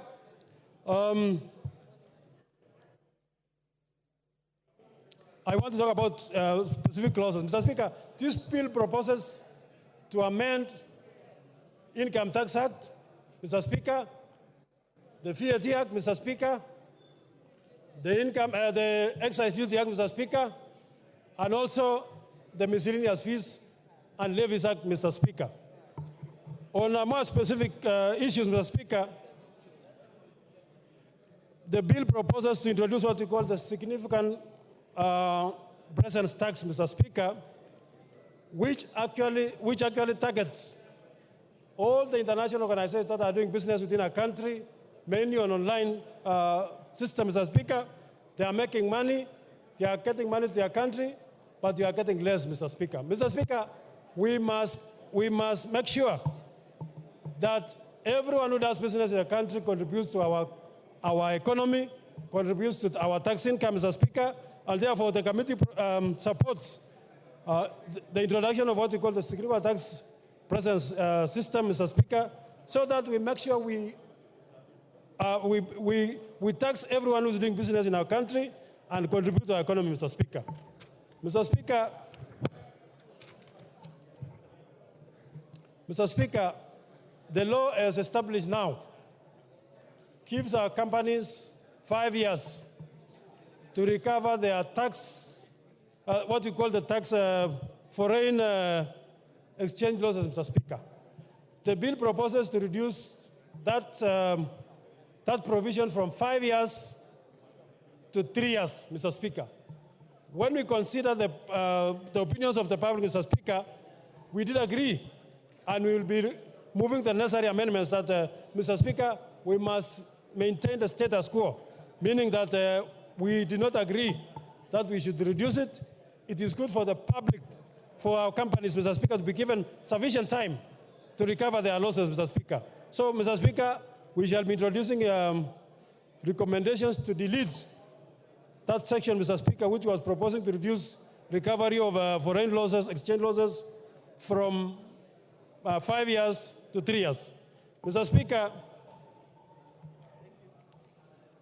Speaker, the income tax, the bill proposes to introduce what we call motor vehicle tax, Mr. Speaker. And Mr. Speaker, I want to say this was the most contested section of the bill, Mr. Speaker. Mr. Speaker, every presenter who came to the committee, they were opposed. Mr. Speaker, when we read the Income Tax Act, I think clause 3, Mr. Speaker, says income tax will be charged on income of individuals and companies, Mr. Speaker. We tried to check whether this tax called motor vehicle tax, Mr. Speaker, fits into the income tax definition, Mr. Speaker. And Mr. Speaker, our honest opinion, Mr. Speaker, was that, one, it was misplaced, because a motor vehicle tax is like it's not even an income, it's like an asset tax, Mr. Speaker. So if we tax your asset today, your car, tomorrow we'll introduce what we call land tax. Tomorrow we'll introduce what we call house tax, Mr. Speaker. And Mr. Speaker, we should remain within the law. And therefore we conclude that these taxes are not fit into the definition of income, and therefore the committee was unanimous in recommending that we must remove this tax, Mr. Speaker. And it was going to make Kenyans suffer, Mr. Speaker. So therefore, the Kenyans who told us about the motor vehicle tax, I want to inform you that we listened to you, and we are going to remove it, Mr. Speaker, so that we reduce the cost of living in this country. So, Mr. Speaker, those people are relying on this section to make sure that, to talk about the finance bill in the pipeline, Mr. Speaker. We have recommended removal. So people must relax, Mr. Speaker. We are removing it. Kenyans should relax, Mr. Speaker. Mr. Speaker, the bill under Income Tax Act proposal also proposes to introduce what we call advance pricing agreement between the KRA and the multinational, Mr. Speaker. Mr. Speaker, multinationals operate a very complex financial system, Mr. Speaker. Sometimes they want to do what we call the tax planning, Mr. Speaker, so that as a country we lose finally. But, Mr. Speaker, we want to make sure that everyone contributes their fair share of tax. And therefore, we support what we call the advanced pricing agreement for enhancement of revenues for multinational entities, Mr. Speaker, so that they contribute their fair share of tax, Mr. Speaker. Mr. Speaker, this bill proposes to increase the non-taxable amount of pensions, Mr. Speaker, from 20,000 per month, Mr. Speaker, to 30,000 per month, Mr. Speaker. Mr. Speaker, all those of us, all the Kenyans who are retired, Mr. Speaker, they must be cushioned, Mr. Speaker. They have supported the country for well over 60 years, Mr. Speaker. And Mr. Speaker, you don't tax somebody up to their retirement. We are proposing that we make sure we cushion them, Mr. Speaker, so that the amount that we are recommending that we increase the tax deductible amount from 20,000 to 30,000, Mr. Speaker. Mr. Speaker,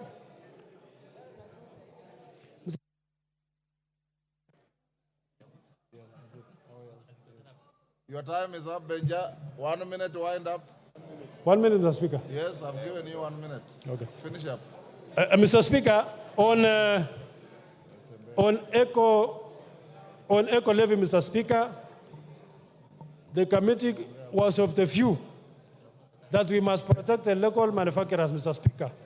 Mr. Speaker, the bill proposes to have what you call eco levy to protect the environment from both local manufacturers and imported goods, Mr. Speaker. Mr. Speaker, we were unanimous in saying that we have to support our manufacturers.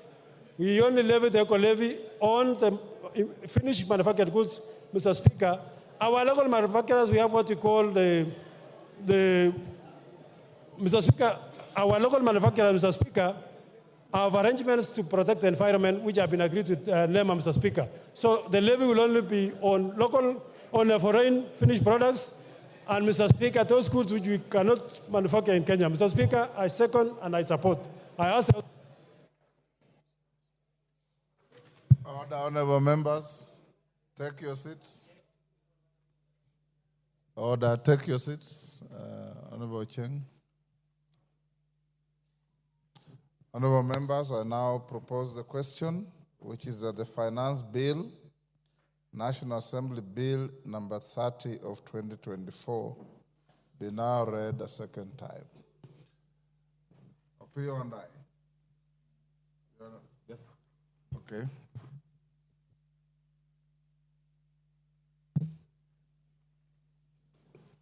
I thank you, Honorable Speaker. Mr. Speaker, given the importance of this finance bill, and many Kenyans are following us, Mr. Speaker, and Mr. Speaker, to distinguish between the facts and the fictions which are being given out there by this honorable House. Mr. Speaker, I want to seek your indulgence that we have every member speak for 5 minutes instead of 10 minutes, Honorable Speaker, so that we can have all of us contribute. Honorable Speaker, thank you. Honorable members, according to a motion we passed at the beginning of this session, the mover of this bill has 45 minutes, which he expended. The seconder, 15. Majority leader and minority leader, 15. Each member speaking has 10 minutes. Now, Bowen is suggesting that you reduce it to 5.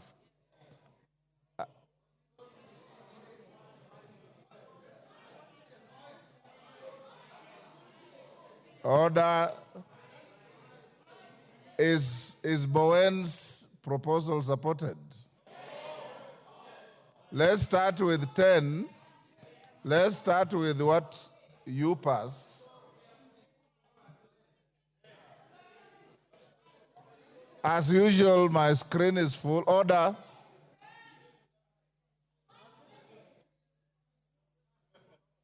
We already have 10, so nobody needs to propose 10.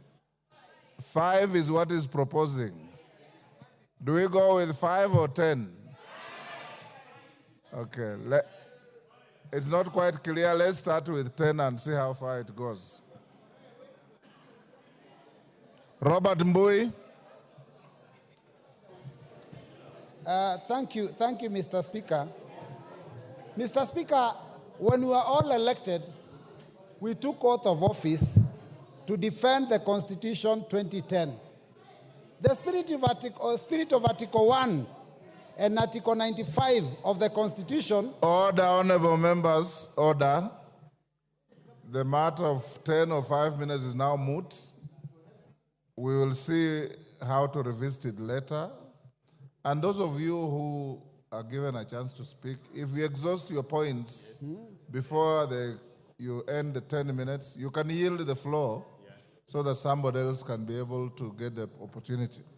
Go on, Robert.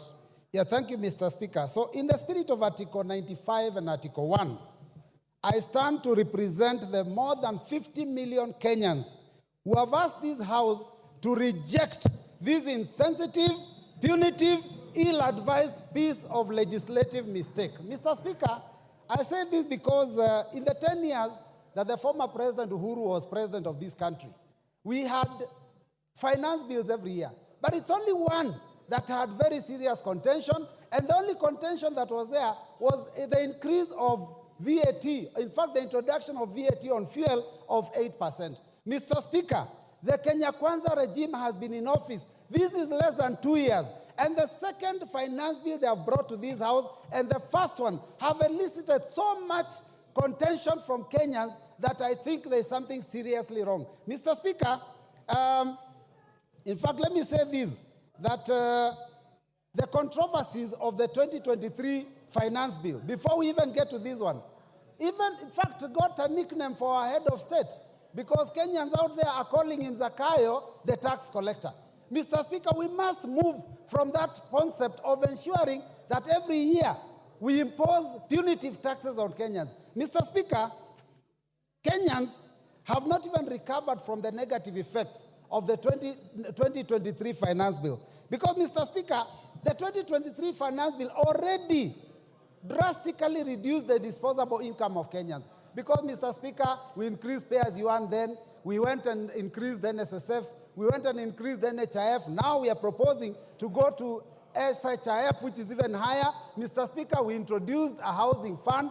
Mr. Speaker, it has been very, very painful for Kenyans. And Kenyans were hoping that this year things will be better, considering that in the last election campaign, Mr. Speaker, they were told that there will be pesa mfukoni, which means money in the pockets. Mr. Speaker, what we are realizing is that actually what this regime wanted was not to put money in anyone's pocket, but to take any money that was in the pockets of Kenyans. Mr. Speaker, the cost of government services have gone so high that we can't even afford our children to have ID cards. So, Mr. Speaker, when I look at a bill that proposes to increase the already overburdened Kenyans, it is something that we have to stand firm and reject. Mr. Speaker, let me say this, that we were told to tighten our belts. And I know this is the intention, that we be hit very hard the first 2, 3, 4 years. But, Mr. Speaker, you know, some people will lose their lives because of the hunger now and because of the stress now. What do you do with them when they are 6 feet under in 2026, 2027? We are told to tighten our belts. And as we tighten our belts, Mr. Speaker, it is shocking to see the excesses that this government is going through. We are taxing Kenyans to raise money to run the government, and yet we have excesses. We are putting in money to build houses, to repair, to paint houses that were built with 400 million, and we are spending 600 million to renovate and paint. Mr. Speaker, it is very, very painful. And then we are told, tighten your belts as Kenyans. And 200 million Kenyan shillings is used on a return trip on a chartered plane to the US. Mr. Speaker, this is not acceptable. And all those missions are begging missions. When what we are doing here is we are living beyond our means. Mr. Speaker, I seek the attention of all those members that passed the 2023 finance bill and later on went and told Kenyans they didn't have time to read it. Now listen keenly. If you didn't read that one, you listen to us. Mr. Speaker, oppressive tax policies do not make good economic sense. And Mr. Speaker, let me just put it this way, that the last year's proposal was intending to raise 214 billion. But because it was oppressive, Kenyans did not pay as expected. And in fact, what we collected was only 131 billion out of that finance bill, which was only 53% of the target. Mr. Speaker, the more you put, the more burden you put on people, the more likely that they are going to look for ways to avoid that tax. So, Mr. Speaker, we have to be careful. We warned that would happen, that people would evade. You didn't listen. We warned that it would lead to job losses. Many companies left this country and are now producing elsewhere, and unemployment has gone up. We warned that the tax increase is always passed to the common man. Mr. Speaker, the hustler of this country, the mamamboga, the boda, is the one that will carry the burden. Anytime taxes go up, it is not the big fish that actually pay these taxes. Because all they do, when you increase cost of fuel, all they do is pass it on to the consumer. And the consumer is mamamboga. The consumer is the last man in the chain. So, Mr. Speaker, we have to be very careful. Now, the 2024 tax proposals are as oppressive as 2023. We have not even fully implemented the 2023 ones. The E-teams, now we are discussing how we are going to remove it. There are those, those taxes on chamas that we have not yet implemented. Now we have brought other major proposals. And I hear, Mr. Speaker, talk of the tax proposals of 2023, it's like they have been reduced. Mr. Speaker, the bill that we hold in our hands, the bill that we read, has not been amended. What we are listening to is stories, Mr. Speaker. Because when we go to the committee of the whole house, what guarantee do we have that the proposals we've been told about here will pass? We can be hoodwinked into believing that those things will be passed, and when we pass this bill, the last minute it is opposed and we lose out. So we are going to oppose it from the beginning up to the end. Mr. Speaker, this proposal on VAT on bread, Mr. Speaker, I don't even know who could conceive such a thing. You have put your hands in the pockets of salaried Kenyans, business people. People have been made to pay for profits that they don't even make on turnover tax. And now you want to tax our children because you're putting your hands in the pockets of our children. Because the biggest consumer of bread are our children in secondary school, because that's where they spend their pocket money. Mr. Speaker, some of these are totally ill-advised. Mr. Speaker, VAT on financial services, VAT on money transfer, VAT on M-Pesa, those were, I do not understand who was thinking, what were they drinking, what were they smoking when they came up with those ideas. Mr. Speaker, it is very unfortunate. 20%, 25% excise duty on edible oil, import duty. Mr. Speaker, these things, 2.5% on motor vehicles, these ideas were preposterous. But Mr. Speaker, I believe that all those proposals were actually a smokescreen. If you read the 48 laws of power, you know, smokescreen. You lead them down the wrong direction until they lose focus. What has happened is that we have concentrated on those ones that were very clear, but the real intention was to do what this committee has proposed. That suddenly, after we think that things are okay, they increase RMD, road maintenance levy, road development levy, and the import duty. That is what the intention was. In fact, the net effect is likely to be that this finance bill may be collecting almost as much, if not more, than the previous proposal. So, Mr. Speaker, I stand in solidarity with those Kenyans that said that this must be rejected in totality. Mr. Speaker, I want to ask the Inspector General to stop interfering with Kenyans when they are exercising their democratic right of picketing, because Kenyans have a right to defend themselves. When they see the Constitution being mutilated, when they see their pockets being ravaged, when they see their children being unable to go to school, to put food on the table, they have every right to defend themselves. Inspector General, can you concentrate on defending the country and stop interfering with Kenyans? And this revolution, which is unfortunately a kindly revolution, Mr. Speaker, it is unstoppable. Because when we were in the streets, you could call Raila Amolo Odinga, you could call Stephen Kalonzo Musyoka and ask them to tell the troops to go back. Who do you call when you pass this bill? So I reject and I vote, I reject. Thank you, Mr. Speaker. Thank you. Thank you. That order, Owen Bayer.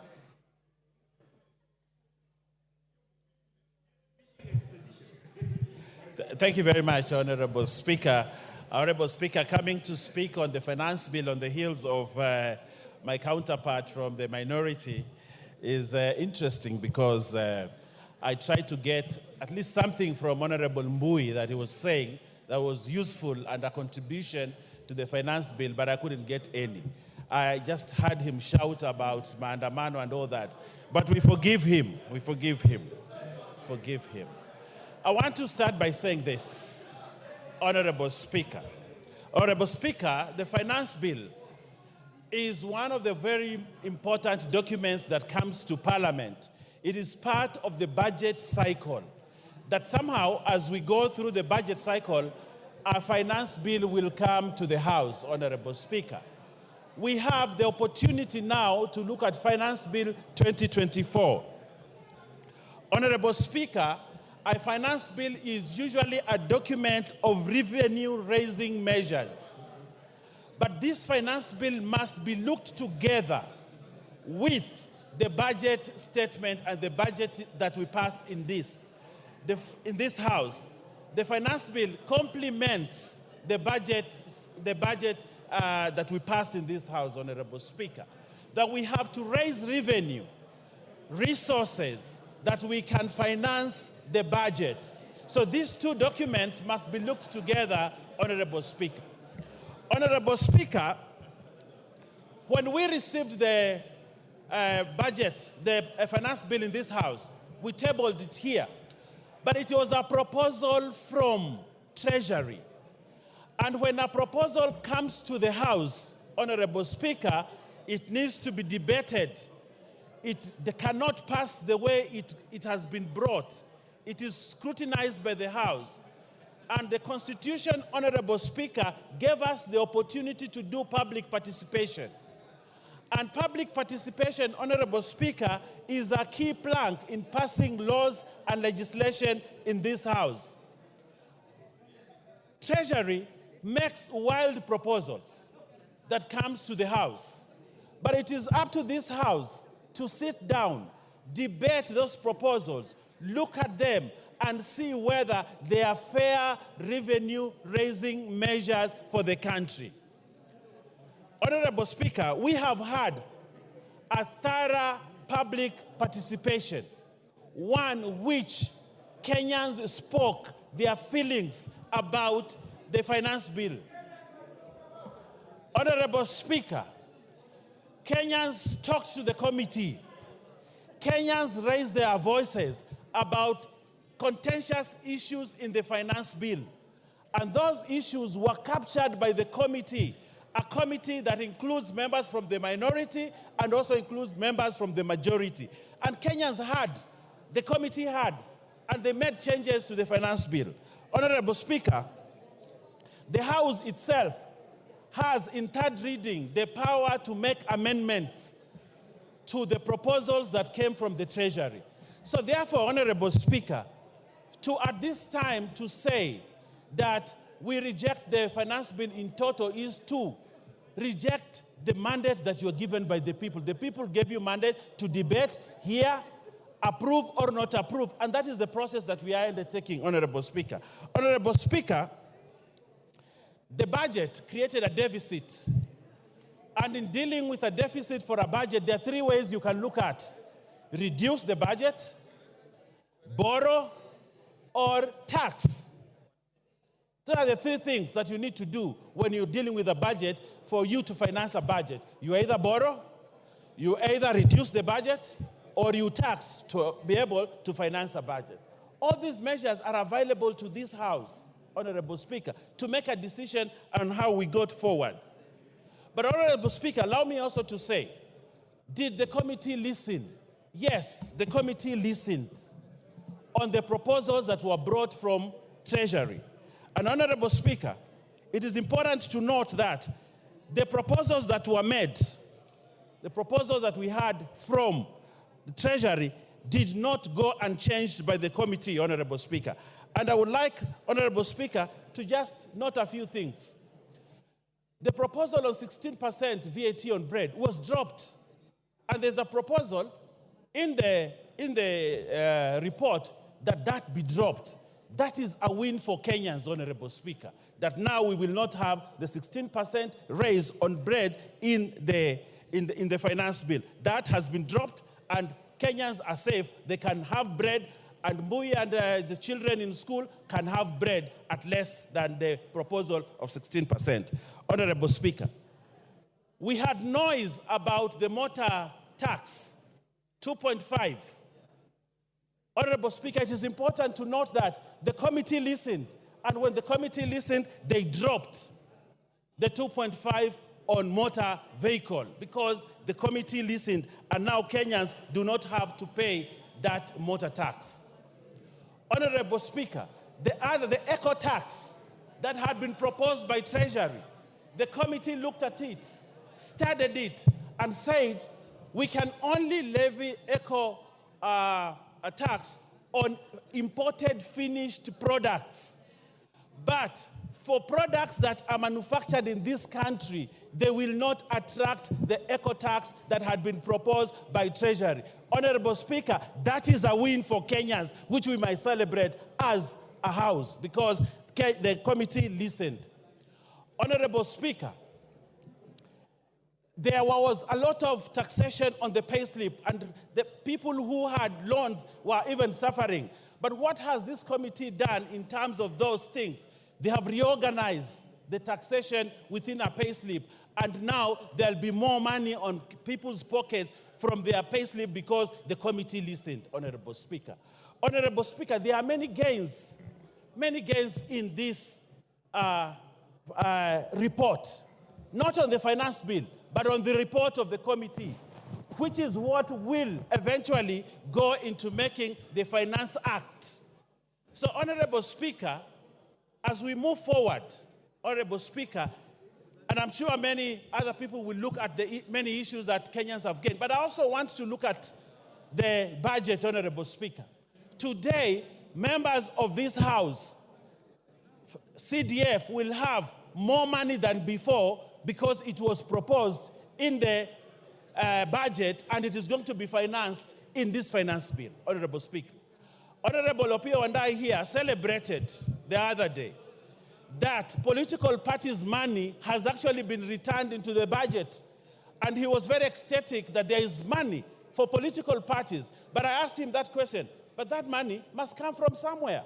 That money has to come from the finance bill, which will finance the money in the political parties. Honorable Speaker, the women.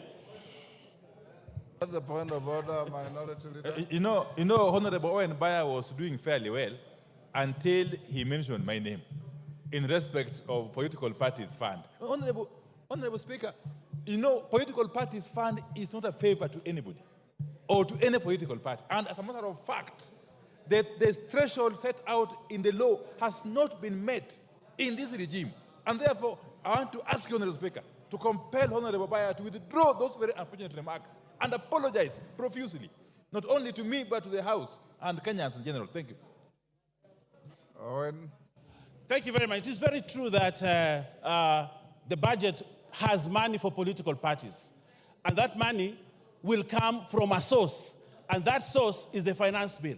So, Honorable Speaker, I am still within my limits of speech. Honorable Speaker, I also want to say this.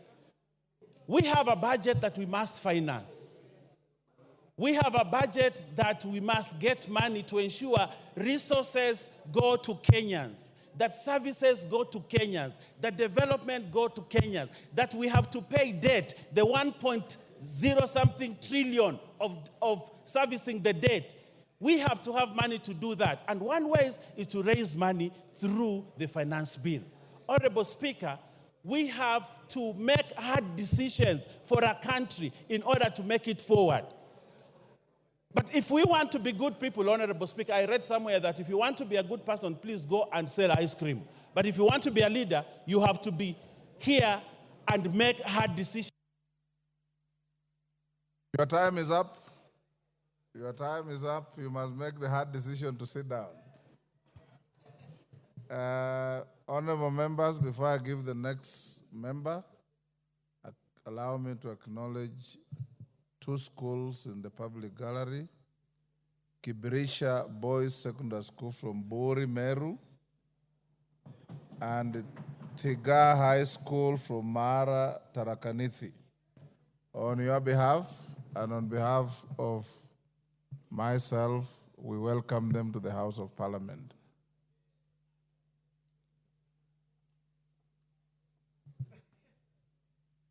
Mama Zamzam.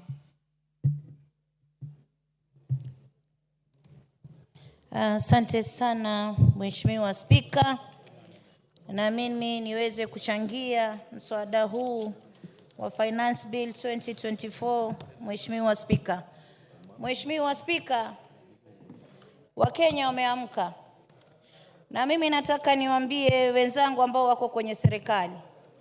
Wakenya honorable members, as Zamzam speaks, seeing the screen, I may be persuaded to go to 5 minutes, but let's see how we go. Asante sana Mheshimiwa Spika.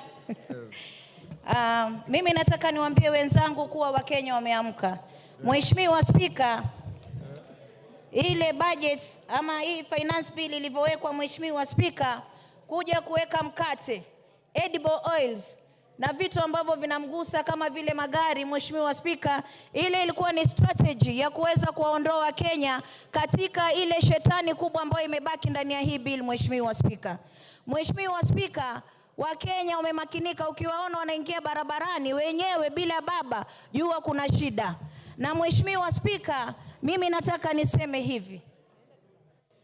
2023 finance bill, sisi tunasema hapa kuwa Wakenya wamesikizwa maamuzi yao, wamesikizwa kauli zao kwenye kuchangia katika huu mswada, Mheshimiwa Spika.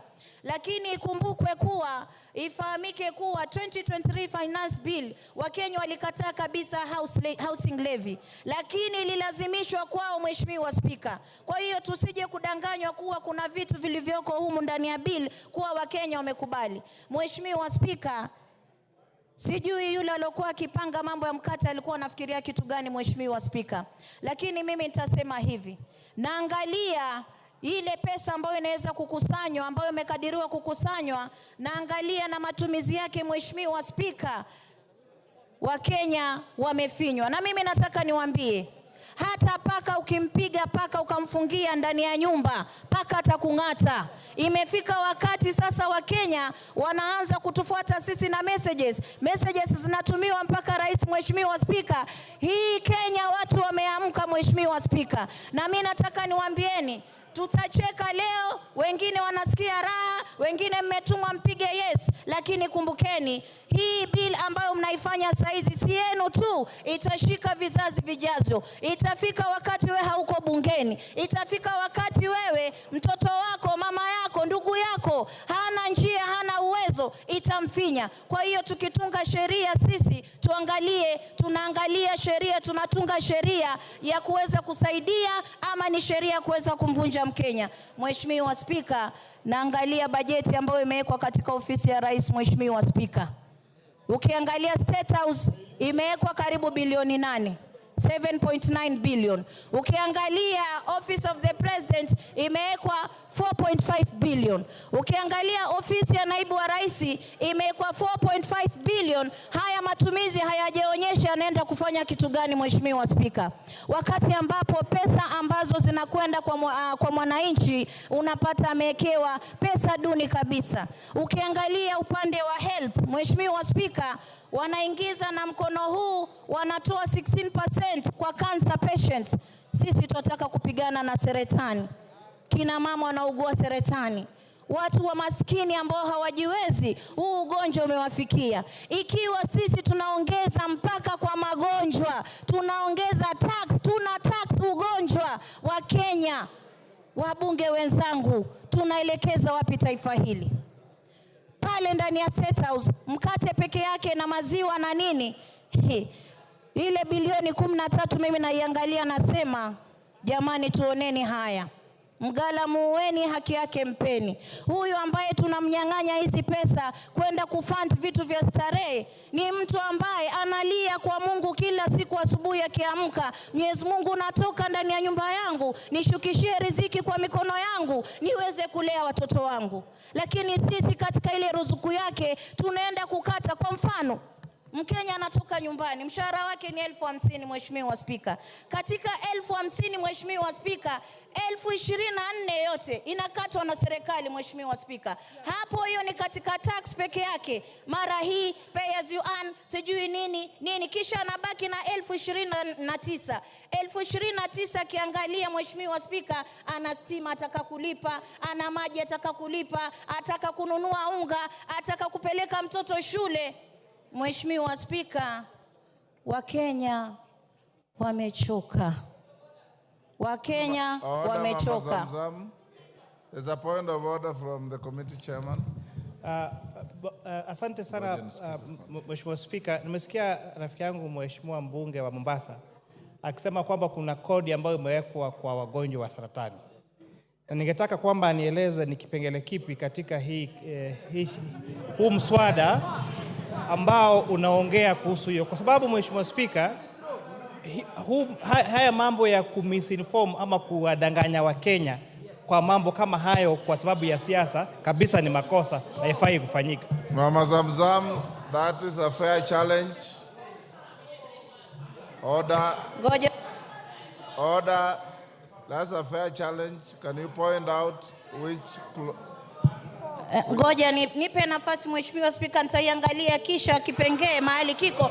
Lakini kiko, Mheshimiwa Spika, nipigieni kelele, mimi sijali, nitawaambieni ukweli, Wakenya wanahangaika. Mmekuja hapa, mmelipwa pesa, mmepewa pesa nyingi kuja kuwa Wakenya katika bunge hili. Order.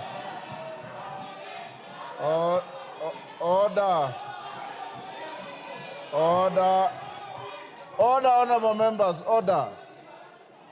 Order, Mama Zamzam. Order, Honorable Zamzam.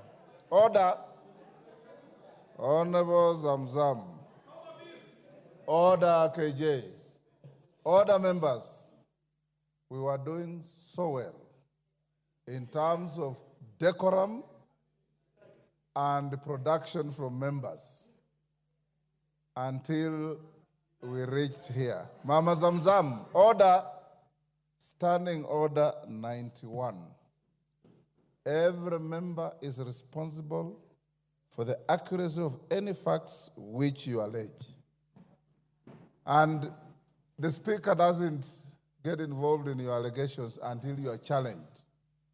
When a colleague challenges you, the easy thing is not to raise your voice. The easy thing is to say, this is found in clause this and that of the bill. And it ends there. That is how you discharge your responsibility. If it is not in the bill, then the challenge becomes legitimate, and the decent thing to do is to withdraw and move on with your other contributions. Order. The Speaker needs no assistance. Honorable Kamket. Honorable Zamzam, if it is in the bill, point out to the chair of the committee. If it isn't, just withdraw and move on with your other contributions.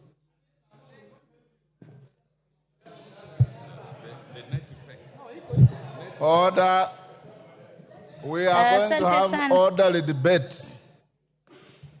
Mama Zamzam. Asante sana Mheshimiwa Spika. Nafikiri nimechanganyikiwa na ile import duty na hii ya hospitali. Mimi nataka niwaambie kitu moja. Mheshimiwa Spika, nimekubali. Kama haiko uiondoe alafu uendelee. Haiko Mheshimiwa Spika, lakini pesa ambazo wanafanya za matumizi ni nyingi. Haiko, nimekubali. Order, Mama Zamzam. Order, honorable members. Take your seat, Mama Zamzam. Order, Mama Zamzam. Order.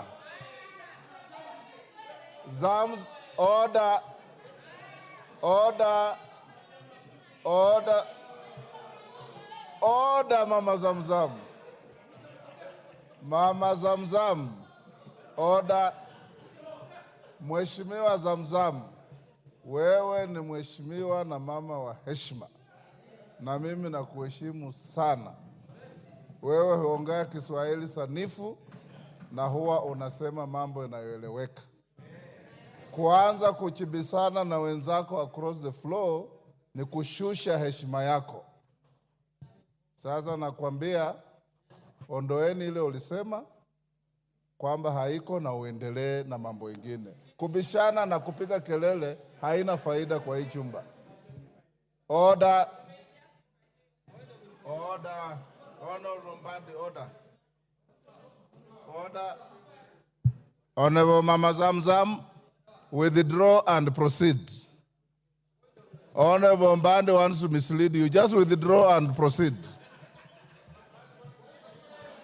Order, Honorable Mbadi. Give Mama Zamzam the mic. I withdraw, Mheshimiwa Speaker. Well done. Now proceed.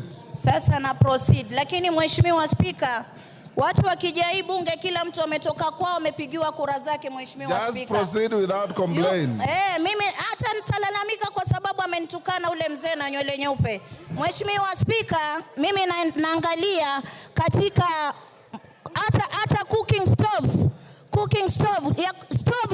ya kupikia wameongeza 3%. Wameongeza 3%. Naangalia motorcycle, Mheshimiwa Speaker, wale wa mabodaboda ambao walipromisiwa mambo itakuwa shwari, tutafanya hivi, bodaboda wameongezewa 3% katika custom values. Mheshimiwa Speaker, hawa pia hata tire ya gari ya bodaboda, ya wheelbarrow, tire ya kushika wheelbarrow. Mulikuwa mnaweka tire wheelbarrow iko na tire. Wacha.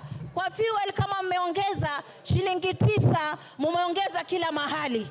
Kama mmeongeza shilingi 9 kwa mafuta, mumeongeza bidhaa zote. Mheshimiwa Speaker, mimi nataka kuambia mgala muweni haki yake mpeni. Nyinyi mlidanganya wananchi, mkasema bodaboda, mama mboga mtakuja kuwasaidia katika jumba hili. Mmepewa 100,000. Order. Yes, Honorable KJ. What's your point of order?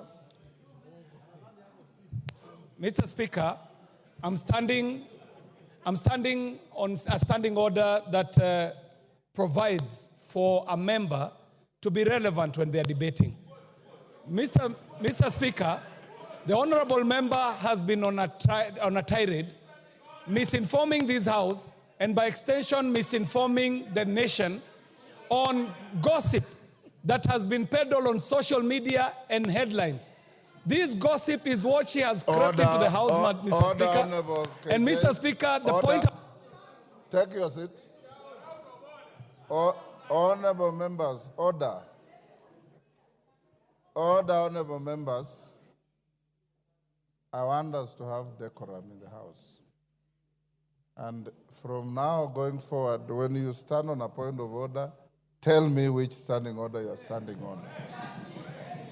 And Honorable Zamzam, the etiquette of debate is such that when a colleague says point of order, you immediately resume your seat.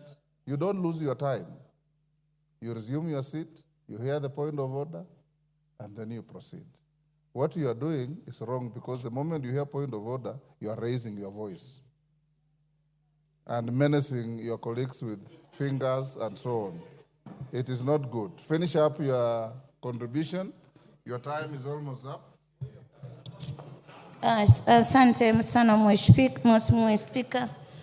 Mimi nimalizie nikisema pengine nikiongea na sauti hii ndio Wakenya watanielewa. Mimi nataka niwaambie Wakenya mumeuzwa na serikali mliochagua. Mkate, edible oil na gari ilikuwa ni mchezo wa drama. Sasa shetani yuko ndani ya bili, pesa wamejilimbikizia ya starehe, ya kufanya mastarehe zao. Wakenya mmesaulika, sisi upande wetu tunasema mtusaidie kujisaidia. Asante sana Mheshimiwa Speaker. Mr. Speaker, I stood up on a point of order that I was wanting for you to superintend over, standing order number 91, that a member should be responsible for the statements they make on the floor. Mr. Speaker, all the matters that she has prosecuted do not exist in the finance bill that we are debating. She's talking about tires. She's talking about wheelbarrows. She's talking about issues that have been canvassed here by the finance chair, where he explained very well that if a motorcycle is to be assembled in Kenya, it is not subject to some of these taxes. Order. But she's misleading the nation by making it look like this exists in the finance bill, Mr. Speaker. You Mr. made your Speaker, point. kindly find her out of order according to the provisions of our standing. Order. Thank you. Unfortunately, KJ, she has already left the floor. So I cannot make a ruling against her. Secondly, honorable members, you have a bill before you. You also have a report. Order, members on their feet, take your seats.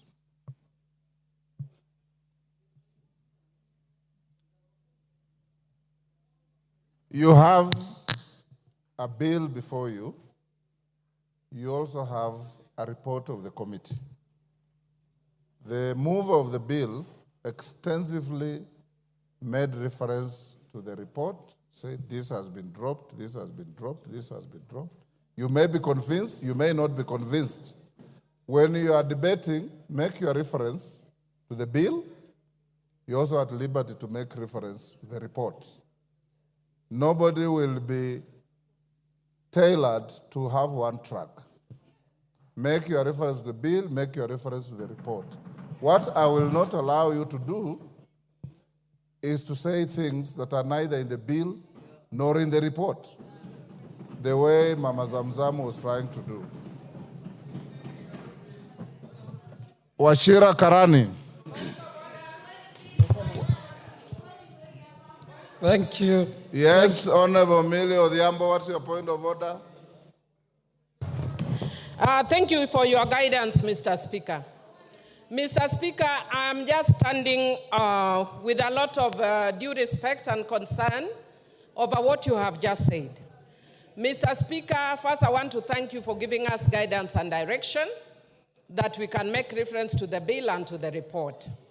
Mr. Speaker, one of the rules of debating in this House is you can go outside those two so long as you make a link with what is in the report and what is in the bill.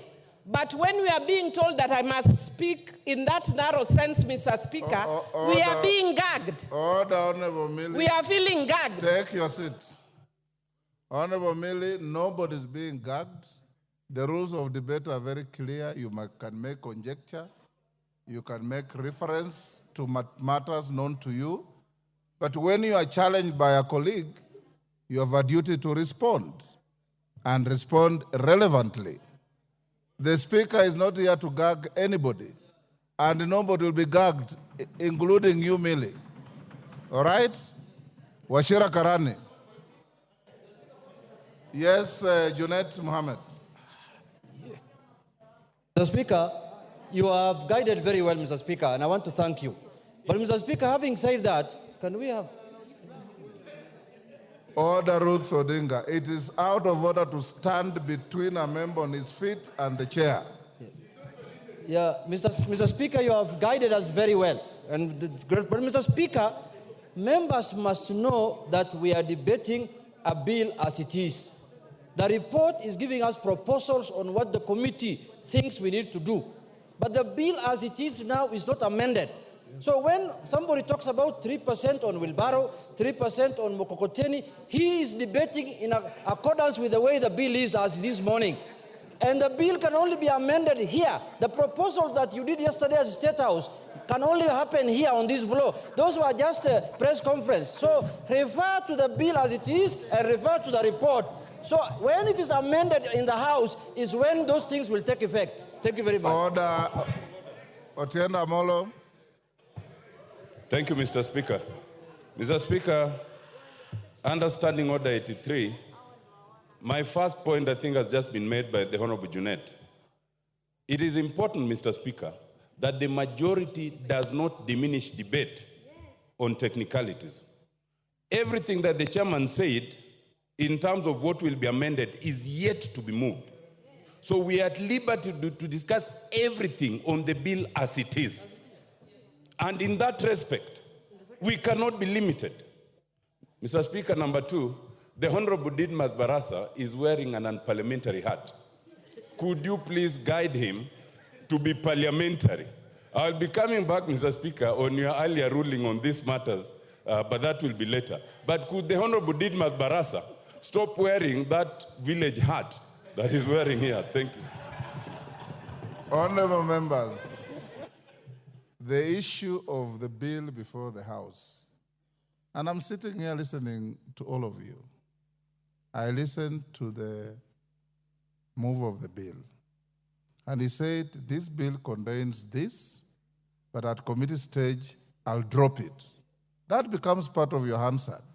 So when you attack the bill, which you have the right to do, it is only fair also to make reference to what your colleague said. You can still say, Order Wanjala, I am not giving you any CAG rules. I'm simply saying the Hansard is there to bail out people. So when your colleague stands up after you have attacked something and says, when I presented the bill, I already said this, it's legitimate. But everybody debate the bill as is before the House. That is the bill that we are debating. But don't lose sight of the report which you already have, which I encourage you to read. Wachira Karani.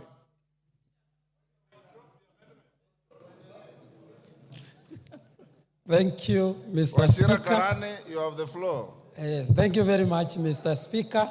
I thank you for giving me this opportunity so that I also do my contribution. Mr. Speaker, before this committee gave out the report, Kenyans listened to talk shows, to radios, to newspapers, analysis. That is what they judged the report with. In my constituency, I've visited several places, Mr. Speaker. I've gone to churches. I've gone to trading centers.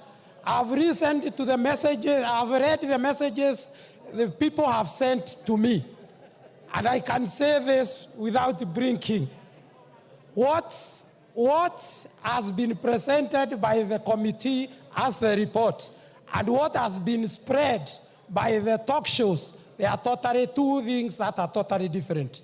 Mr. Speaker, on my side, I chose to communicate with my voters. I told them to enumerate the clauses that are contentious, which they did. And they did on 5 contexts.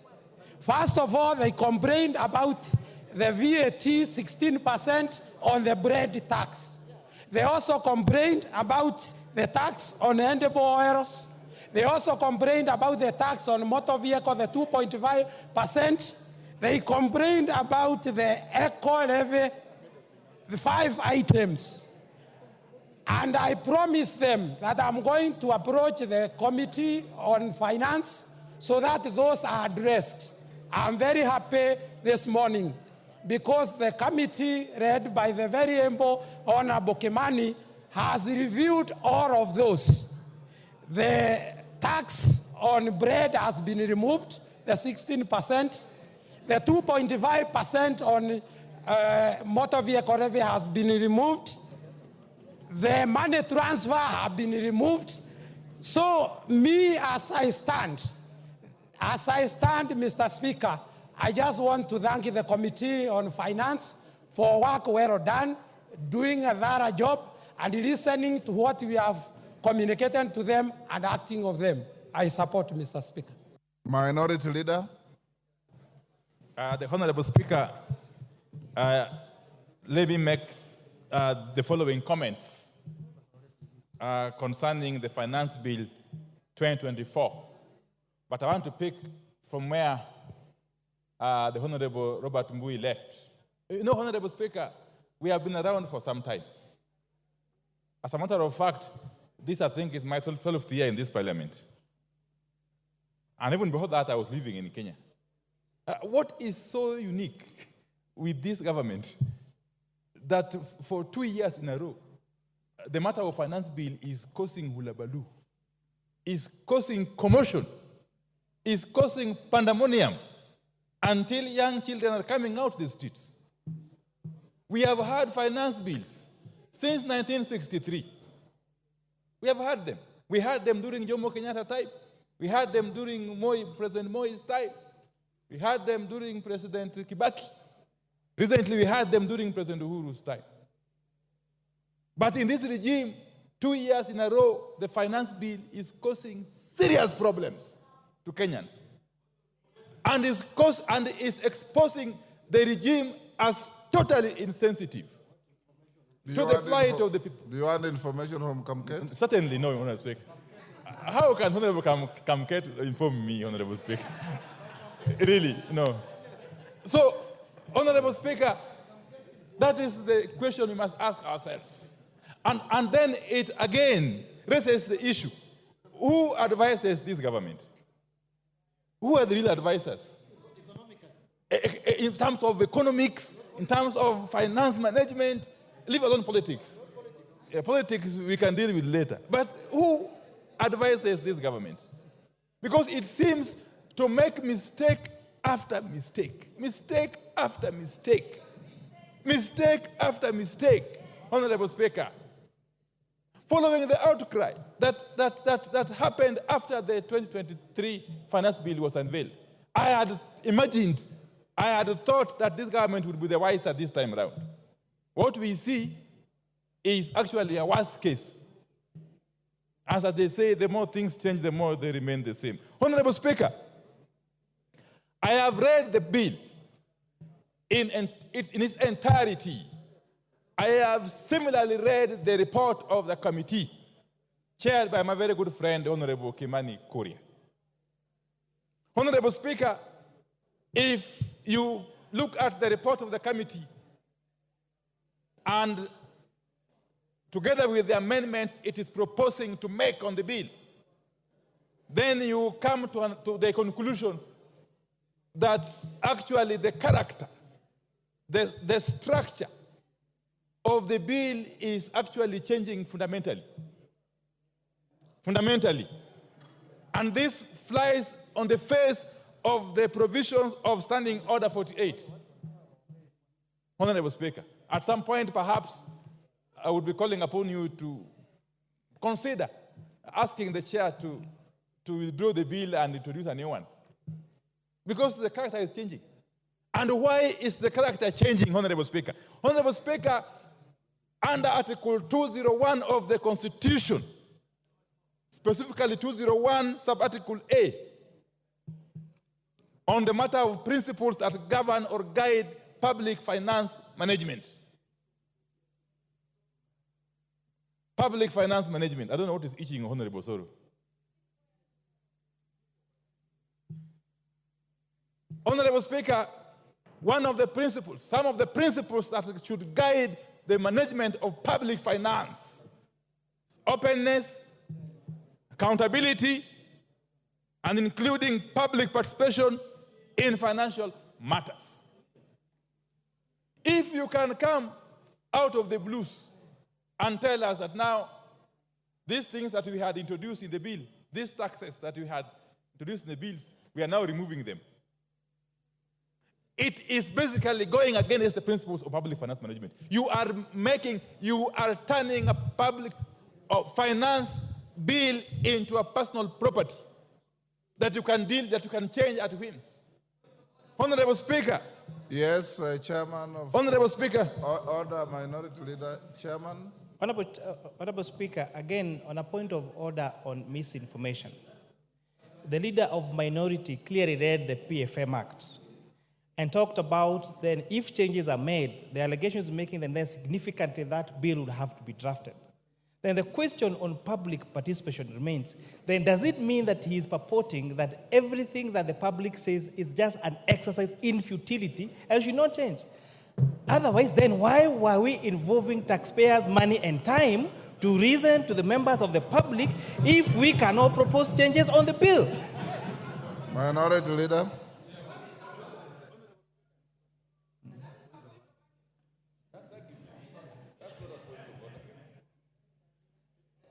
Proceed. Give him the mic. You are giving the next. Give him his mic. Anyway, just come.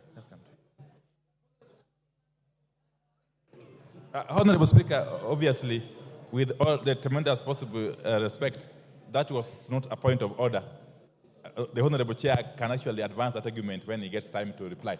Honorable Speaker, let me proceed this way. That Kenyans are already overtaxed.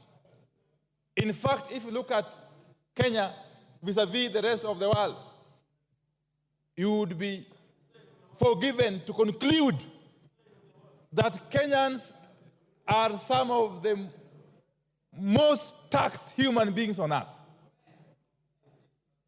And therefore, any responsible government would be looking at ways to lessen the tax burden on Kenyans, not to increase it, Honorable Speaker, as this bill is attempting to do. Honorable Speaker,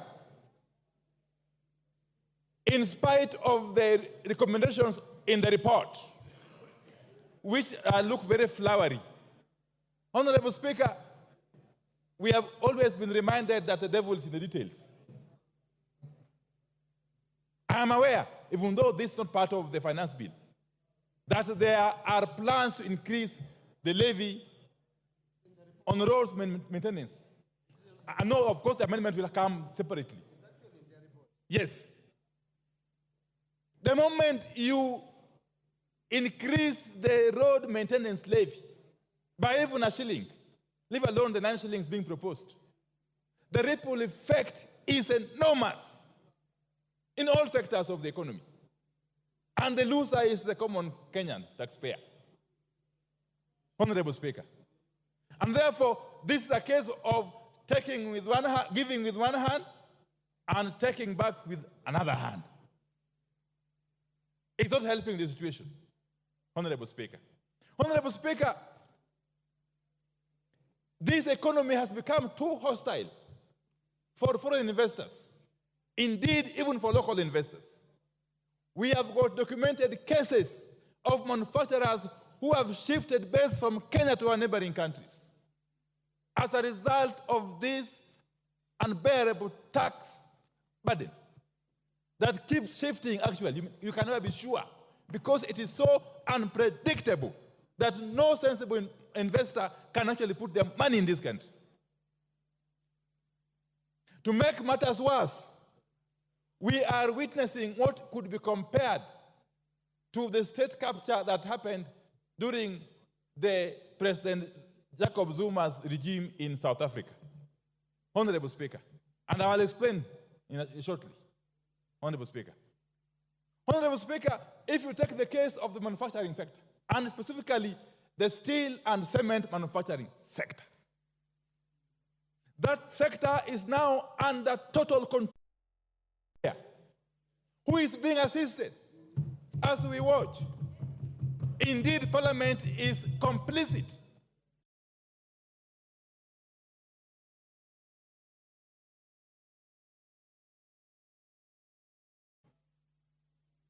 We have a case where this one particular manufacturer is the only person who has the capacity to manufacture billets which are used in the steel manufacture. And actually clinker, which is also used in the manufacture of cement. To make it worse, this same manufacturer, who has got the support of these people, Honorable Speaker,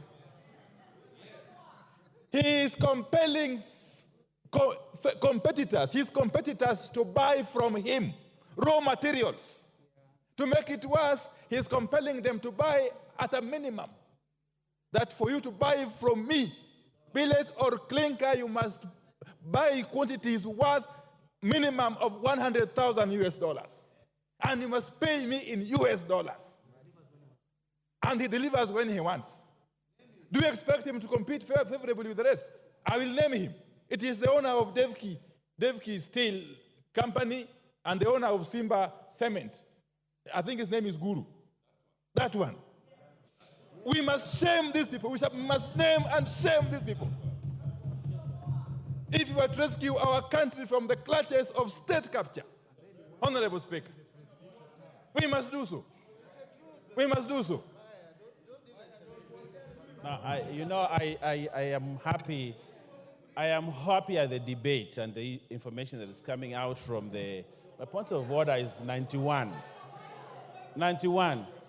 That my friend, the leader, I would like him to substantiate and give us.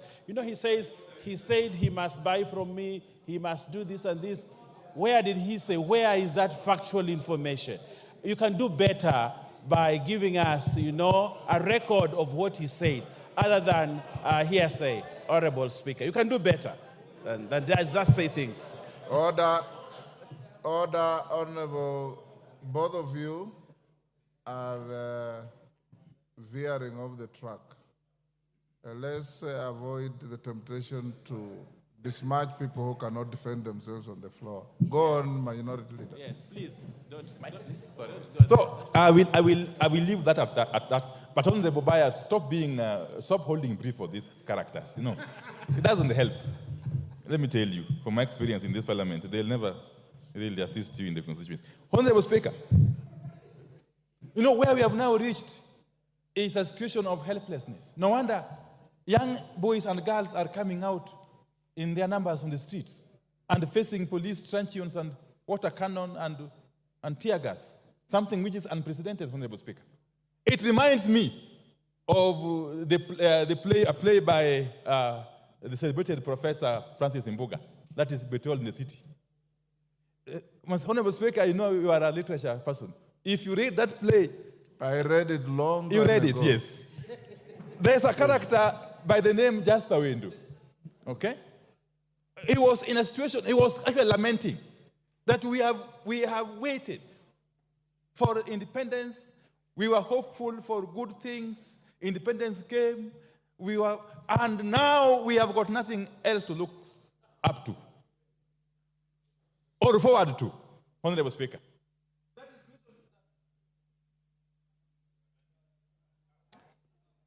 He has 15 minutes. Has he finished 15 That minutes? is the situation. Your time is up. Finish up in 1 minute. Children are finding themselves in this country. They have already lost hope. They are not seeing any hope in us as their leaders. And therefore, they have taken it upon themselves to come out to the streets to defend their rights, Honorable Speaker. And as they do so, those who are in charge of the instruments of the state, especially the Inspector General of Police, must be cautioned not to misuse those instruments to interfere with the enjoyment of constitutional rights by Kenyans who are free to picket, to demonstrate, to do sit-ins, and indeed to capture Parliament. Time up. Because Parliament seemingly has become rogue. Honorable Speaker, I oppose. Osoro.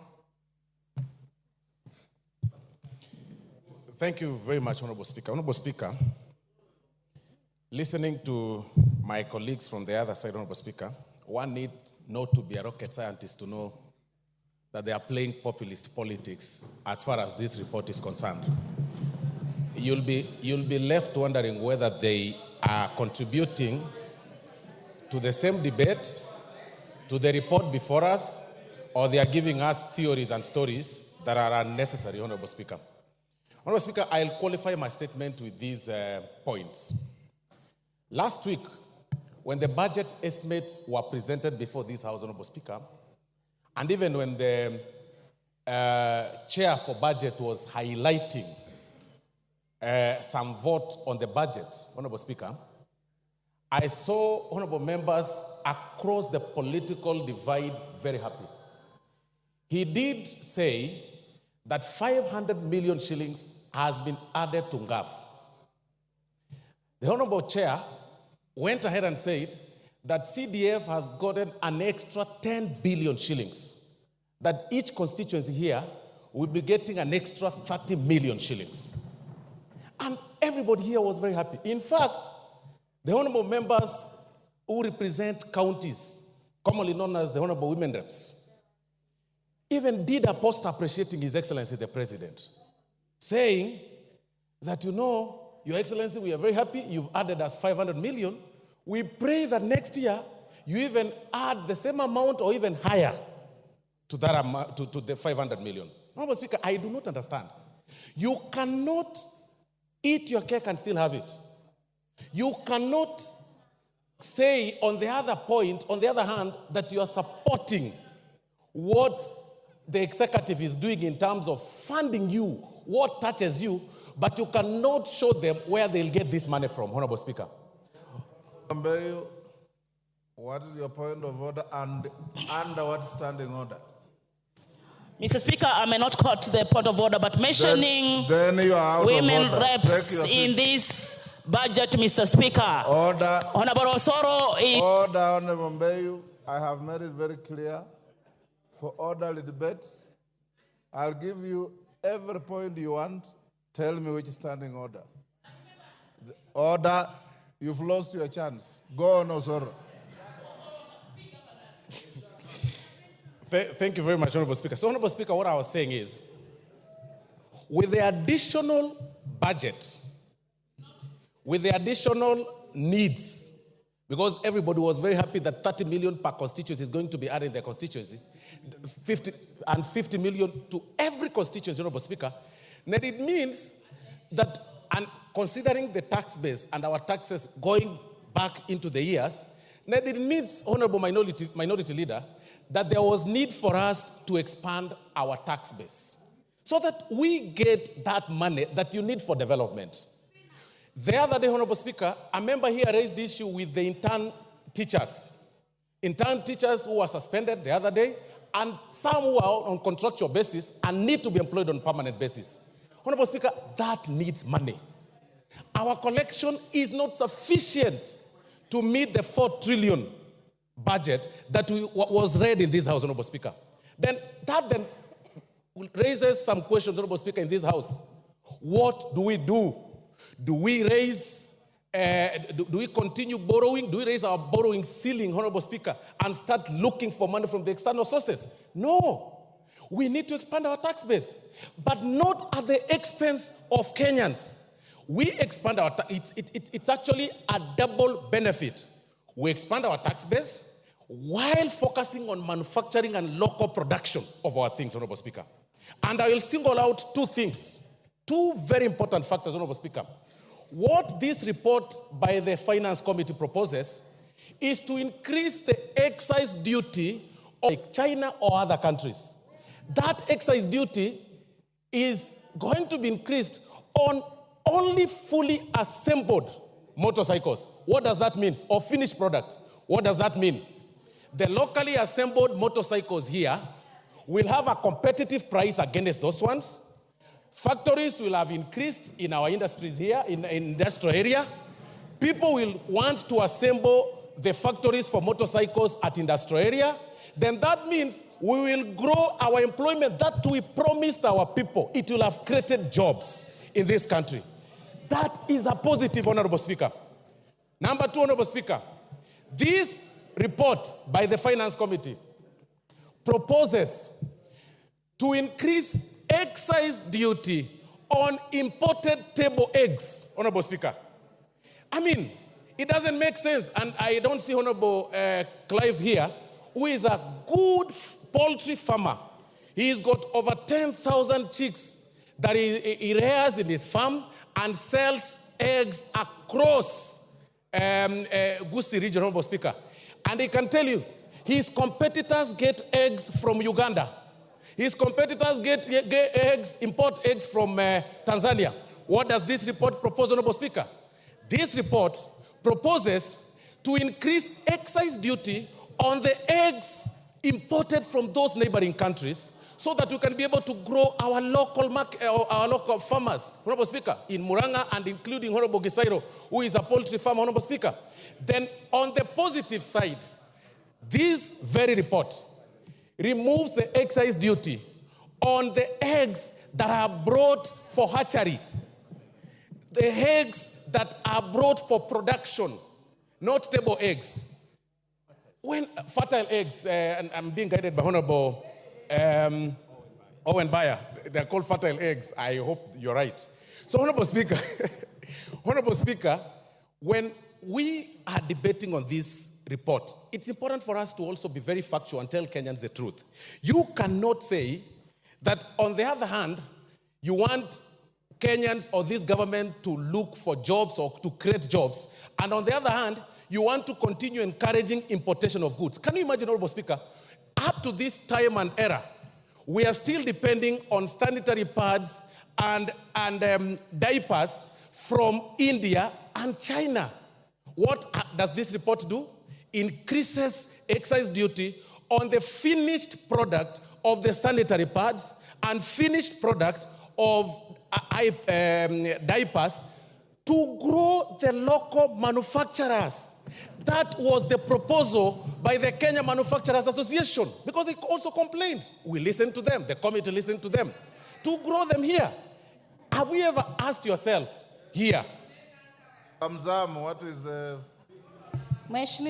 your point of order, and on what standing order? Standing order number 83, Mheshimiwa Spika. Mwenzangu amekuwa akizungumza akikadiria ule ugavi ambao umetolewa katika finance bill. Mheshimiwa Spika, ametaja ugavi ambao unakuja kwa viti vya kina mama na ule ambao umekwenda kwa wabunge. Mheshimiwa Spika, ukipiga hesabu ugavi huu milioni 500 unaenda kwa wananchi, sio kwa viti vya kina mama. Unaenda kwa wananchi, wanaenda kupewa mambo ya empowerment ili waweze kukuza uchumi. Mheshimiwa Spika, pale ni mambo inaenda katika ukuzaji. Lakini zile pesa ambazo sisi tunauliza Mheshimiwa Spika ni zile ambazo zimeenda kwa makadirio ambayo hayaleti uchumi juu, ni mambo ya starehe. Kwa hiyo Mheshimiwa Osoro, usiweze kudanganya wananchi ukasema wameletewa milioni 500 wakati mkono wa pili umechukua mabilioni. Mheshimiwa Spika, asante sana. That is an argument. That is an argument. Go on. Thank you very much, Honorable Speaker. I was really struggling to understand what she was saying. But what ideally I meant when I said about the 500 million and 10 billion by NGCDF, I meant that... I have ruled her out of order. Proceed Okay. with the argument. Thank you, Honorable Speaker. So what I am saying, Honorable Speaker, is that it is important for us not to just whip emotions and talk populist politics at the expense of manufacturers that are setting base in industrial, Honorable Speaker. And Honorable Speaker, this is very important, Honorable Speaker. Looking at the argument by my colleagues, and even going by the report that has been proposed, Honorable Speaker, by the committee, even in this proposal that has been reduced and some other duties that have been dropped or proposals that have been dropped, there is a ripple effect on our budget. Then that means we lose about 53 billion in terms of estimates. The question this House should be asking itself, to which vote do we drop that 53 million? Do we drop by the 10 billion from the NGCDF? Do we drop 500 million from the NGAF amount? Or do we drop 15 billion that was allocated, extra 15 billion that was allocated to the counties?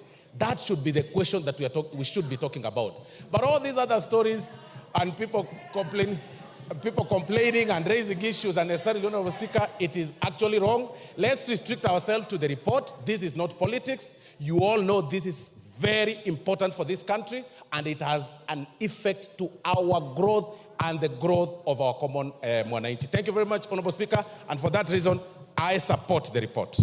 Rachel Nyamai. Thank you very much, Honorable Speaker, for giving me an opportunity to contribute.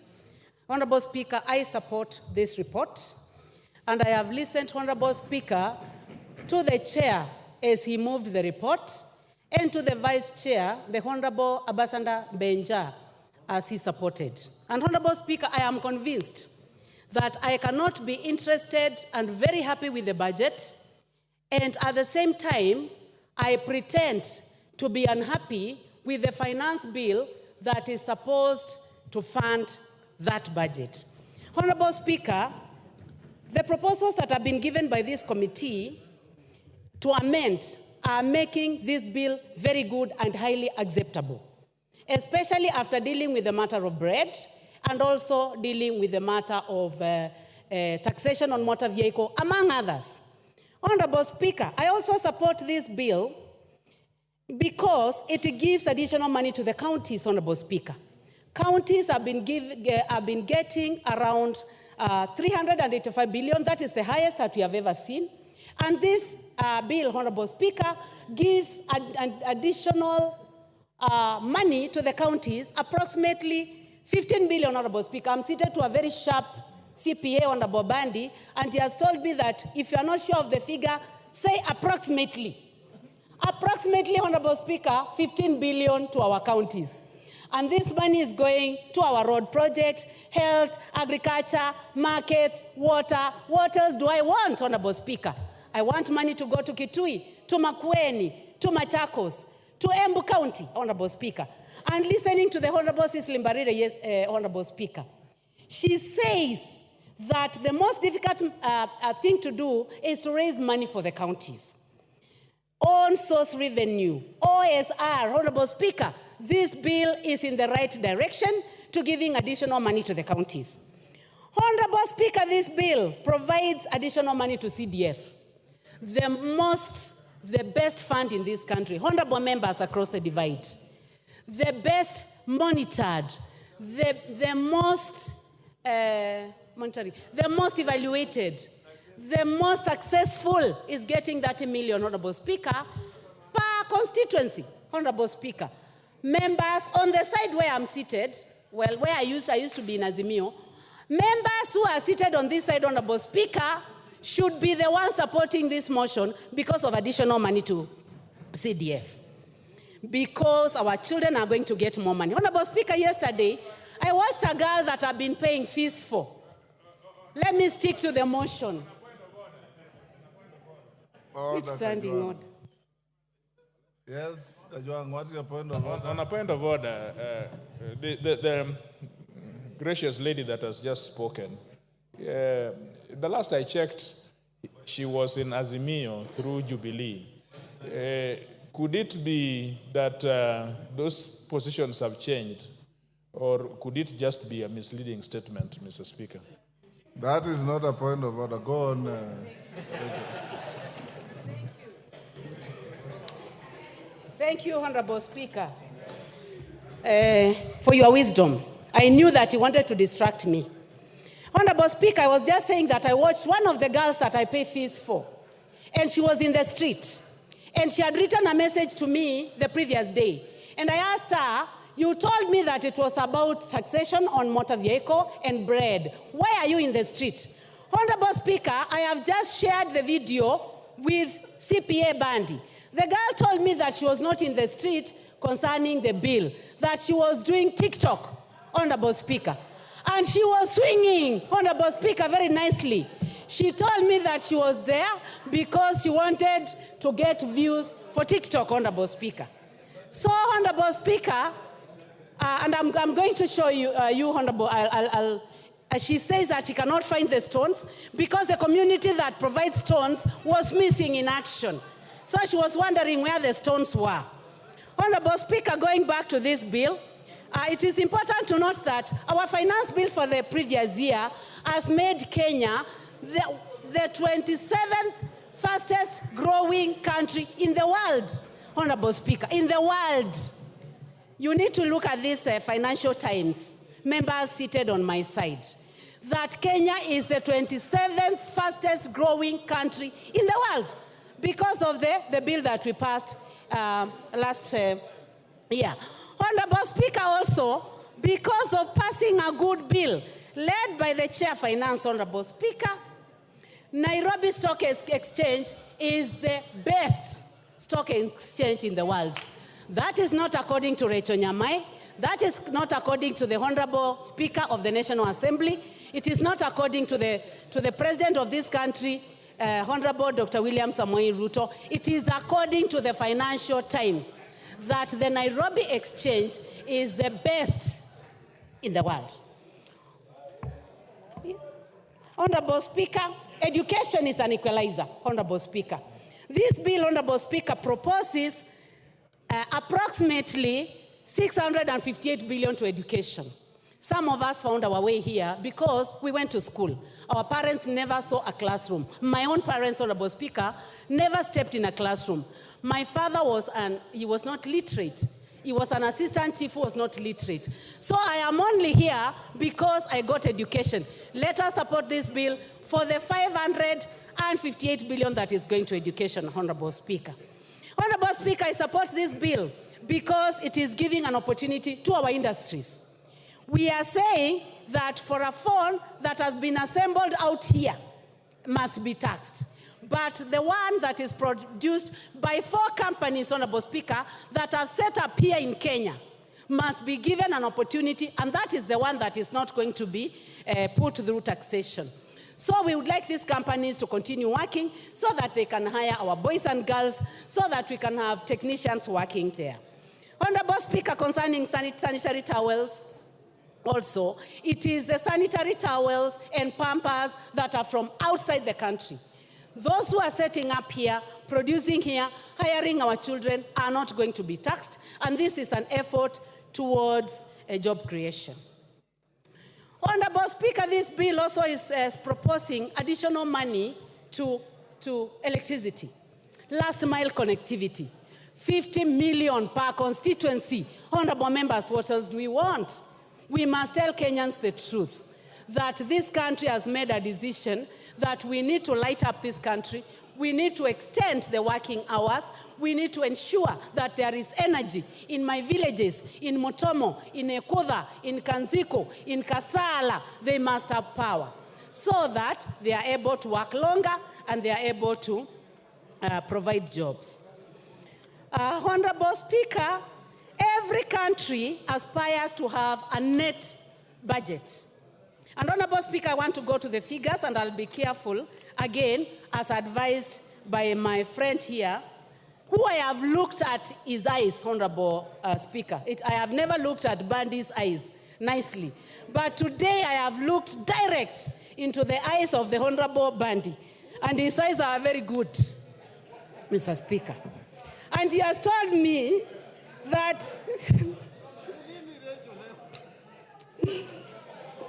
let me finish, Honorable Speaker. 2021, 2022, the deficit was approximately 747 billion. 2020, 2022, 2023, Honorable Speaker, the deficit, budget deficit, according to CPA Bandy and the Chair for Finance, was 846 billion. 2023, 2024, it went higher, Honorable Speaker, 908 billion. And now, Honorable Speaker, courtesy of a good budget committee, led by the Chair, Honorable Kimani Kuria, the deficit, proposed deficit, Honorable Speaker, will be 597 billion. Honorable Speaker, Honorable William Samoei Ruto is going to provide a balanced budget for this country. Watch this space. Watch this space, honorable members. He has promised to provide a balanced budget where we will not have to borrow, Honorable Speaker. Honorable Speaker, did the committee listen to Kenyans? Yes, it did. They went all over the country. That is why they have dropped matters to do with bread taxation. They have dropped matters to do with taxation on motor vehicle, among a myriad of other things. So I am calling upon everyone, Honorable Speaker, for the love of this country, for the fact that we are not only interested in... Your time is up. Cynthia Muge.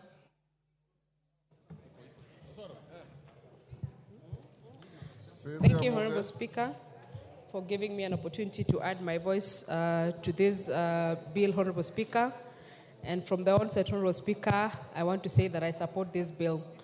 Honorable Speaker, there seems to be an acute insufficiency of knowledge regarding what a finance bill, Honorable Speaker. And when I heard and listened to people, Honorable Speaker, speaking about this particular bill, I actually went back to myself, Honorable Speaker, and I was wondering, is it me who doesn't know what a finance bill, or it's other people who don't know?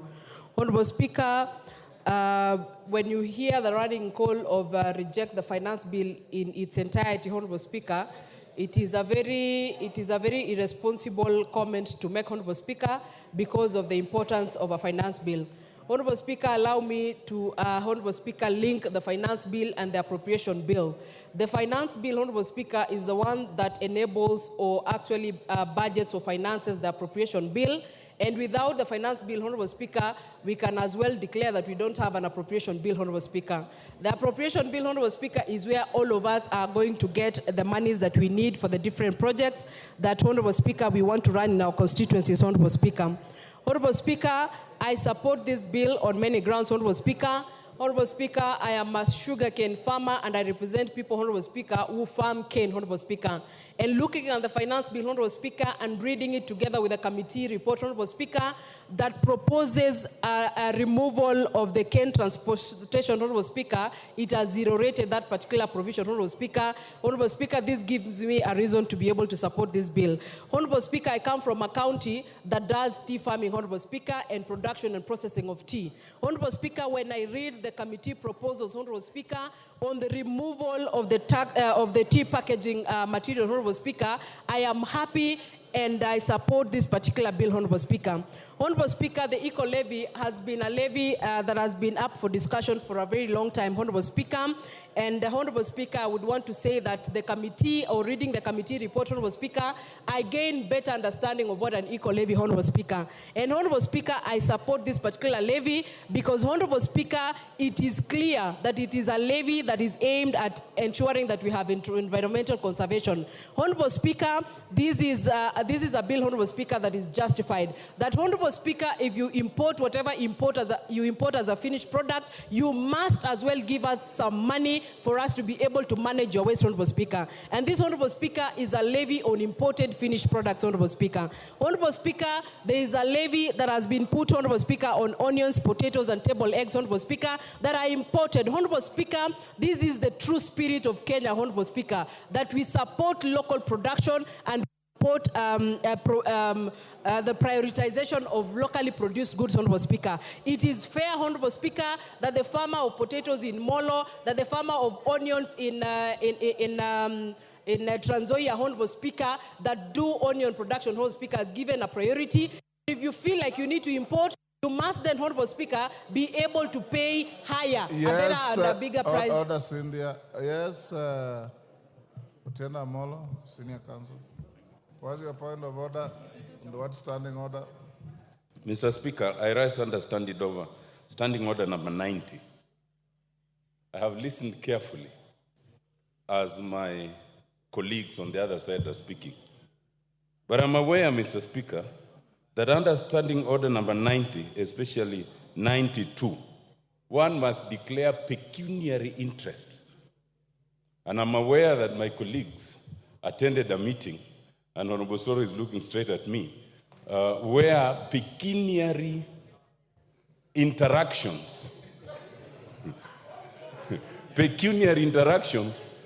this morning, were undertaken.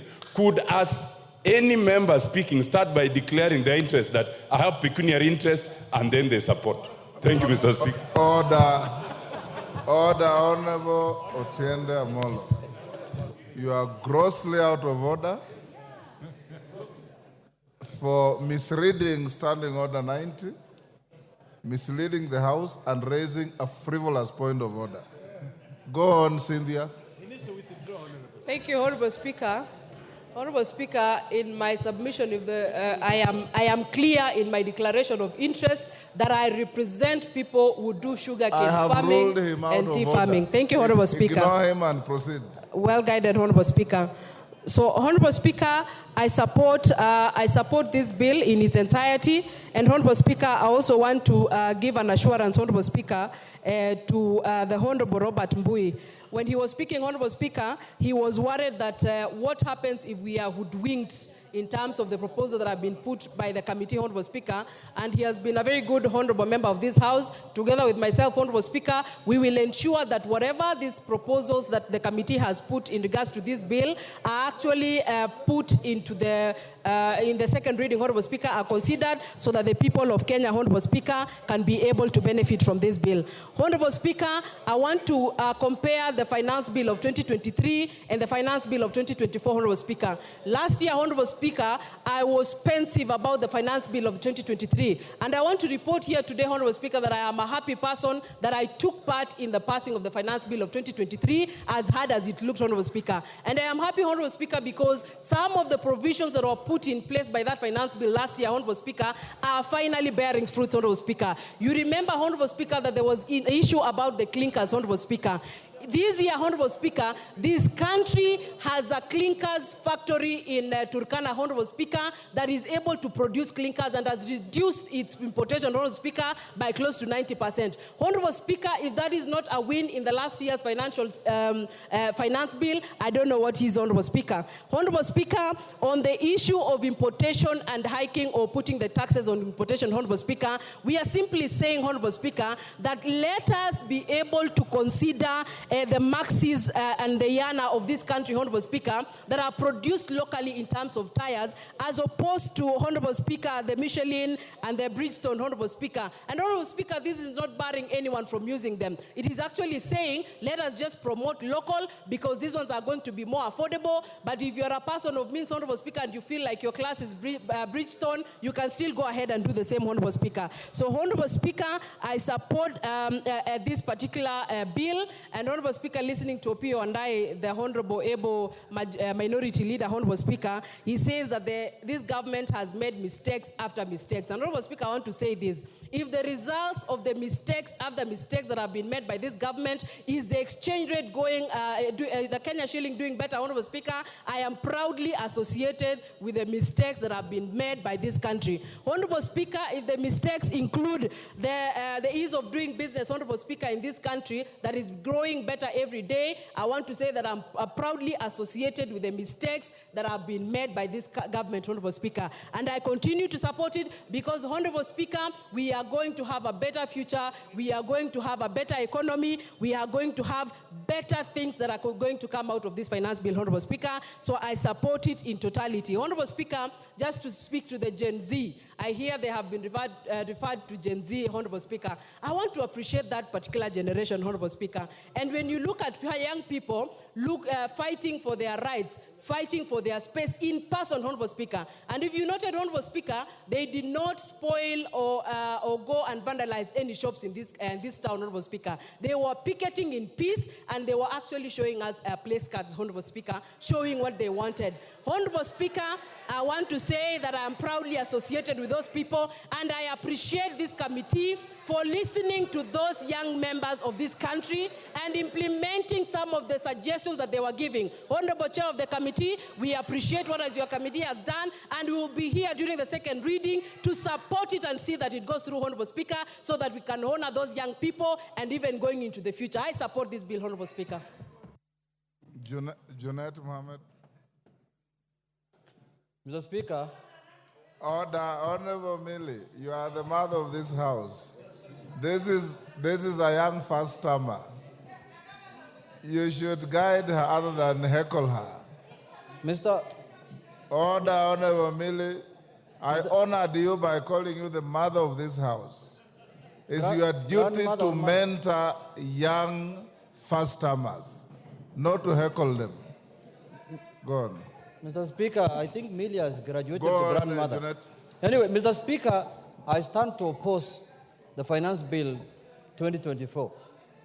Mr. Speaker, when this bill landed in the House, Mr. Speaker, and it was tabled for the first reading, Mr. Speaker, and I took a copy of it, Mr. Speaker, I said this bill, I'm sure, was not made on earth. It must have been made somewhere else, Mr. Speaker. Because no human being can sit somewhere and craft that kind of bill, Mr. Speaker, for people who live on this earth, Mr. Speaker.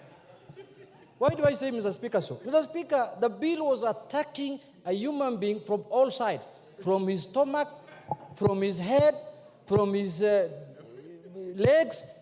You cannot move, you cannot eat, you cannot sleep, you cannot travel. That's what the bill was doing, Mr. Speaker. Mr. Speaker, I was asking myself again a question. If this bill has decided to tax everything under the sun, from bread, to tires of mkokoteni, of piki-piki, border borders, wheelbarrows, even wheelchairs of disabled people. Mr. Speaker, I was asking myself, in the next financial year that is just 8 months to come, what will they tax now? Because you have taxed basically everything. What are you going to tax next? I thought the next taxation is going to be the oxygen now that we are taking. That Yes, is the only thing you need. order, Janet. Yes, Lelmengit. What's your point of order and what standing order? I'm standing under the standing order number 91, Mr. Speaker. I want Honorable Junet to substantiate that we are only putting levies on imported assembled motorcycles, not locally assembled and not locally manufactured, so that the Kenyans out there can know, can know the truth, Mr. Speaker. Thank you. Mr. Speaker, I have not even spoken about that. Me, I spoke about rubber. I did not talk about assembled, disabled, and non-assembled. I have not talked about that. You must be in a different house than me. You must be in Wasingishu County Assembly or something, Mr. Speaker. Mr. Speaker, to proceed with my point of argument, Mr. Speaker, if this bill was done the way it was done, without the input of serious government technocrats, Mr. Speaker, then it has proved to me that this government lacks technocrats. What it has also come to prove is that when we were campaigning, this government said they have a plan. And they put everything that is flowery, that is good in that plan. But I can see now what is happening in this country is to govern this country without a plan. Because there is no plan that can recommend this kind of finance bill, Mr. Speaker, on earth. It is a process now. The process now the government or the regime has entered is to govern without a plan. And I think the people who have been entrusted to develop these bills, to bring it here, those people really want to bring down this government. And it is coming down slowly. And so, I mean too fast. Mr. Speaker, you cannot, I want to tell my colleagues and members of parliament here, where the rubber meets the road is this house. The bill can be manufactured anywhere. It can be manufactured inside a bar, inside a hotel, inside your home, but in the end, it has to be passed here. And that is why they say there is no taxation without representation. Now, it is us, members of parliament, who will be held responsible for taxing Kenyans, not the authors of the bill. Those people, they will be found nowhere. The people whose the question will be put to them, as many of that opinion say aye, as many of that opinion say nay, it is us. Today, we have an opportunity to stand with the people of Kenya, to defend the people who elected us. Today, against harsh taxation, against imposing taxation that is going to make them, Mr. Speaker, you are taxing bread, the stomach of someone. You are taxing rubber, the mobility of someone. You are taxing money transfer and money services. People cannot afford anything to buy because the money will be expensive. What else has remained other than death now? Somebody just has to die now. Nothing else has remained. But Mr. Speaker,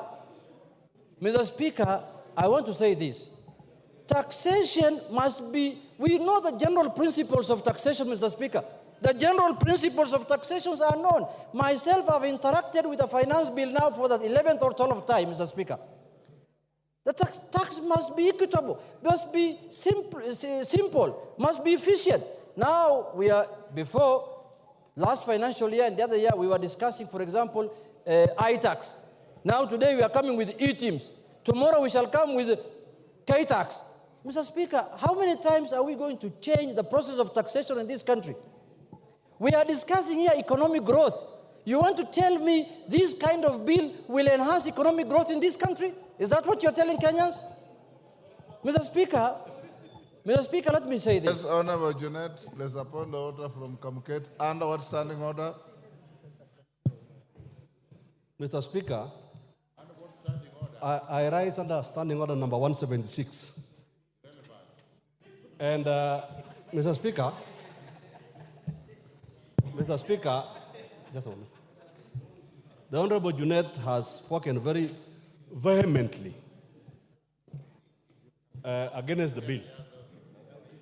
He has powers under Standing Order number 176. I have read the report of the committee, and there is no dissenting opinion. The members from the minority side have supported this bill.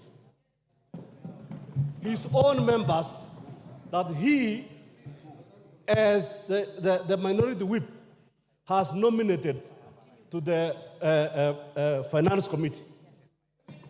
If he is true to his word, can I challenge him, Mr. Speaker, to exercise his powers under Standing Order number 176 to de-whip those members?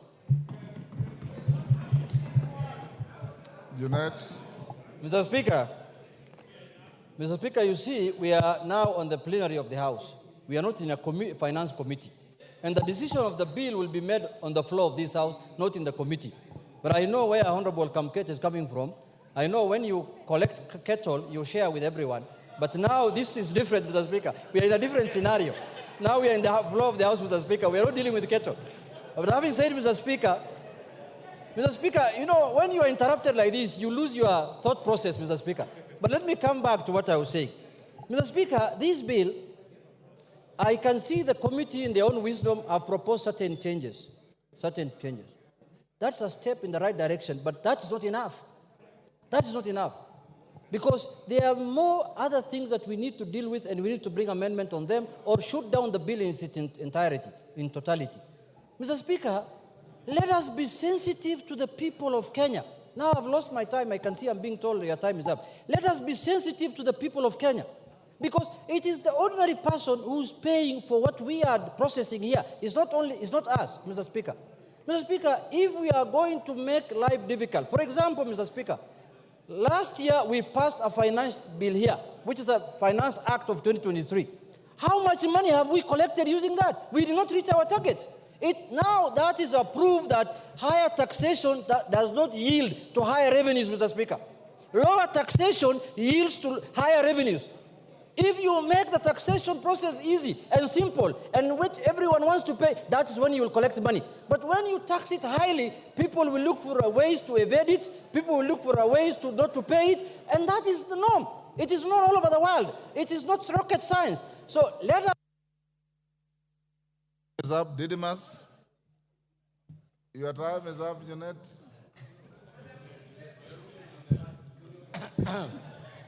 Didymus. Thank you, Mr. Speaker, for giving me this opportunity also to add my voice on this very important bill, the Finance Bill 2024.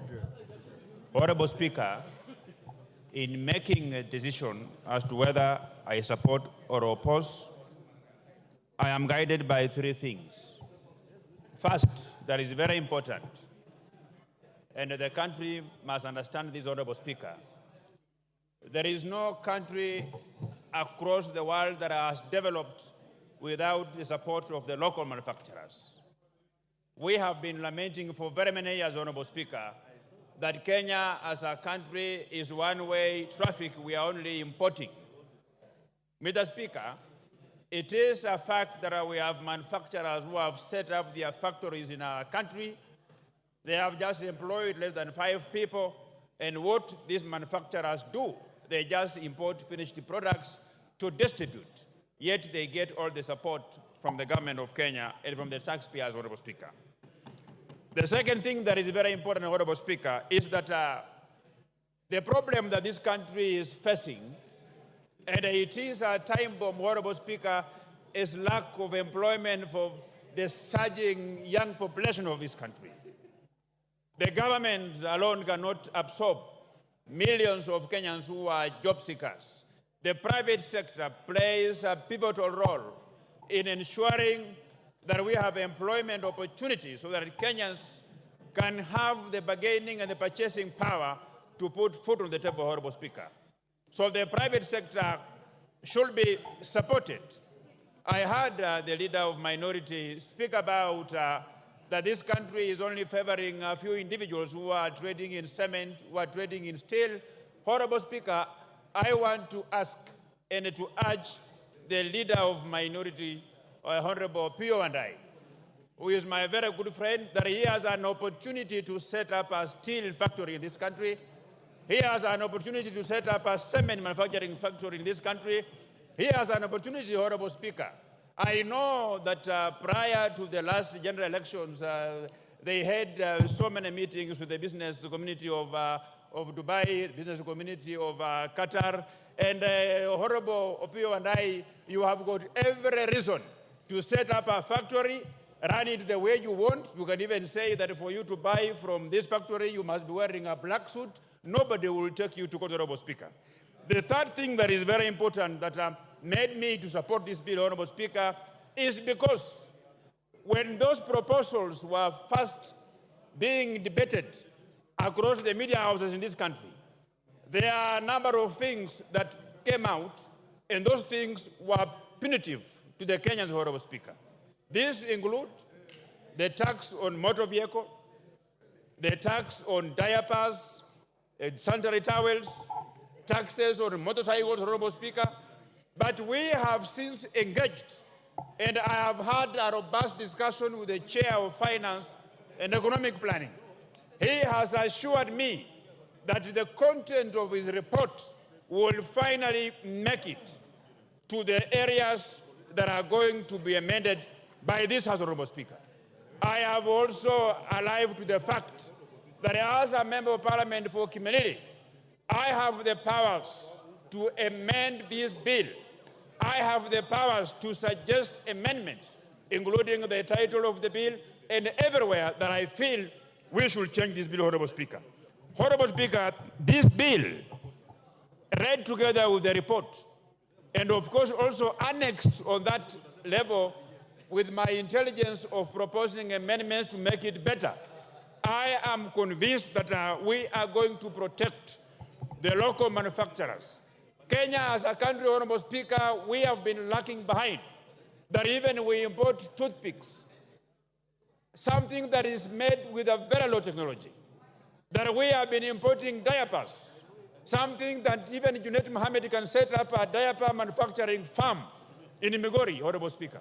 So what we are simply saying, we are saying that the rich people of this country, the very many associations that can access funding from banks in this country, that this bill is giving them an opportunity to become entrepreneurs so that they can set up factories that will be able to produce things that have been zero-rated, and they will have a competitive edge against those manufacturers who have been importing things in this country, Honorable Speaker.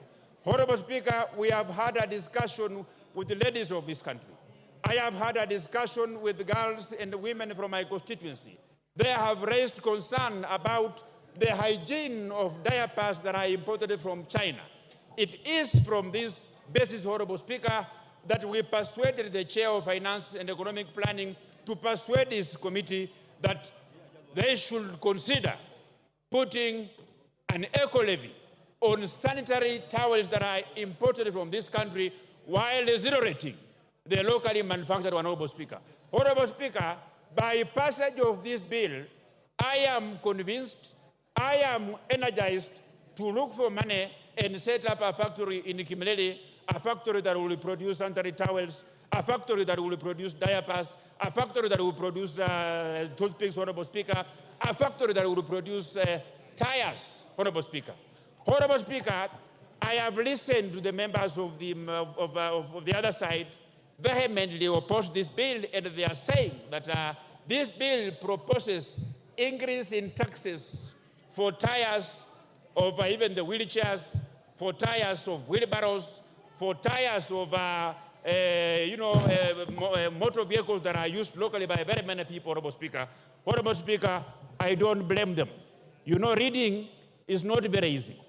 This finance bill, the report that the chair, budget, and his team produced is voluminous, Honorable Speaker. And I'm not just blaming them, but because, you know, for you to read, you must be committed. So I challenge them to go down and read the report. And even if the chair of Finance and Economic Planning has proposed those changes that include zero-rating tires, that includes zero-rating eggs, that includes, Honorable Speaker, zero-rating locally assembled motorcycles, I want to tell this House that we have all the powers to even propose similar similar proposals so that by the time when we will be coming here on third reading, then if those proposals will not be put forward by the committee, then each one of us will have the powers to move ahead and come up with those committees, Honorable Speaker. Honorable Speaker, this bill, we have been grappling with the problem of unemployment in this country. There are very many factories in this country, Honorable Speaker. This bill is going to put a stop on people whom I can refer to them as conmen. These are industrialists who set up industries in this country, but they don't manufacture anything. They don't employ anybody. They just employ an accountant who processes things from foreign countries to come here and distribute them. That is why the Finance and Economic Planning Committee was intelligent enough to say, locally assembled. So even if you will import parts, you will bring in various parts, but there is evidence that you are assembling, that you require to employ a Kenyan to assist you in assembling, that you require to employ another Kenyan to assist you in cost estimation of those parts. Honorable Speaker, that is why I stand here today as a member of parliament for Kimilili, exercising my constitutional powers and authority, that I have the powers to amend each and every section of this bill, Honorable Speaker. And being alive to the fact that the reason why the people of Kimilili brought me into this house is to ensure that the road from Rashid to Chepkwabi is tarmacked, Honorable Speaker. Is to ensure that we have a Huduma Center that is fully equipped and functional in the Kimilili constituency, Honorable Speaker. That I ensure I source for funds to tarmac the road from Maini to Kapsokon, Honorable Speaker. For those very reasons, Honorable Speaker, I stand here as a proud Kenyan, as a proud member of parliament, supporting this bill, and I want to assure the Kenyans who are listening to me that if there is any section of this bill that is further punitive to them, I will bring amendment. You don't throw the baby in the bathwater. For my members of the opposition, Junaid Mohammed, you presided over a regime in the last parliament that committed serious financial atrocities. You don't speak for Kenyans. The people who speak for Kenyans are the government, are myself. When you speak, the country bleeds. When I speak, the country listens. I thank you, Honorable Speaker, and I support. Commissioner Makau. Thank you, Mr. Speaker. From the onset, Mr. Speaker, let me say I thank you for giving me this chance to voice my sentiment on this. Where's Nzengu? What's your point of order and under what standing order? I rise under standing order number 1. It is not available to you. That is for the Speaker. I just seek a guidance from you, Mr. Speaker. Yes. Looking at the interest of members, I wanted to implore you to allow the cards not to be removed over lunch hour so that we can continue in the afternoon. Thank you, Mr. Speaker. Okay, Mark. So that you don't lose your slots. That is a fair request. And the house will be guarded by the sergeant, so if your cards are left in the slots, they'll be safe. Yes. Thank you, Mr. Speaker. I will restrain myself on the Finance Bill 2024. Mr. Speaker, I was very optimistic when I was going through this bill. Mr. Speaker, I had thought this government is going to redeem itself, given that the bill 2023, Kenyans underwent serious suffering, given that arose from the proceeds of the 2023 bill. Mr. Speaker, when I looked at this bill, I really wondered. Mr. Speaker, I'm listening to members saying that they come from sugar farming areas. Mr. Speaker, I come from an area where bread is the order of the day. Mr. Speaker, when you come to Mlolongo, when I looked at that bill, they did not define bread. They spoke of gluten and bread. Mr. Speaker, most of our hustlers, when you come to Mlolongo and Athi River, they trade on bread in terms of mandazi, in terms of samosas, and that kind of stuff. So, Mr. Speaker, when I saw this proposal of 16%, Mr. Speaker, being proposed, the bread to be subjected to VAT, it broke my heart. Mr. Speaker, as I stand in this house, when I looked at all these clauses, Mr. Speaker, I looked at clause 9, clause 25, clause 23, clause 35, clause 63, and clause 63. Mr. Speaker, these proposals, sometimes I wondered, really, they are advisors of the executive on matters of this bill. Mr. Speaker, when this government, on its manifesto, they say they're going to take care of the hustlers, the mamambogas, the bodabodas, but when I look at this proposal, Mr. Speaker, none of them was addressing the well-being of those hustlers. Today, Mr. Speaker, as I stand here, when I looked at the proposal on data protection, Mr. Speaker, that proposal wanted to amend the Data Protection Act. I think that is Cap 2114C. Mr. Speaker, I want to remind our colleagues on the other side that yesterday we had members whose accounts were frozen because the same act, the same data protection was misused, and members of the then Tanga accounts were frozen. Today, Mr. Speaker, when someone proposes that this data protection, our personal data should be given to KRI, Mr. Speaker, our government can come in place. And you never know. Your account, someone might say that you owe the government 100 million in taxes. Mr. Speaker, it's high time this House stood and said no to such proposals. Mr. Speaker, however, I have looked at the report. I know the Finance Committee have done something on it. And Mr. Speaker, we must be very careful. There is no way I'll sit here and understanding that a government must fund its budget. We must look at what is happening to the taxes that we are collecting and why are Kenyans not paying taxes. Mr. Speaker, I join speakers who say, let us loosen the tax bracket so that we tax Kenyans less, so that they will be encouraged to pay more taxes. And we are going to realize these monies that we want to finance the budget that we have. Mr. Speaker, as I stand here, I am also concerned about the proposal protecting some investors. Mr. Speaker, I come from a constituency where all the cement factories are. It is true, there is only one supplier of billets. And Mr. Speaker, the way this bill was proposed, it was proposing a 17.5% tax. That means they were going to protect the monopoly of that investor so that no any other manufacturer will find place in the market. And I agree with members that this country needs industrialization. We cannot industrialize when we give one investor monopoly power to be the only person determining who is going to be in the steel industry. So, Mr. Chairman, Mr. Speaker, I think this one was really going to kill the industry around here. So it also applies on the clinker. Mr. Speaker, clinker is an essential element in production of cement.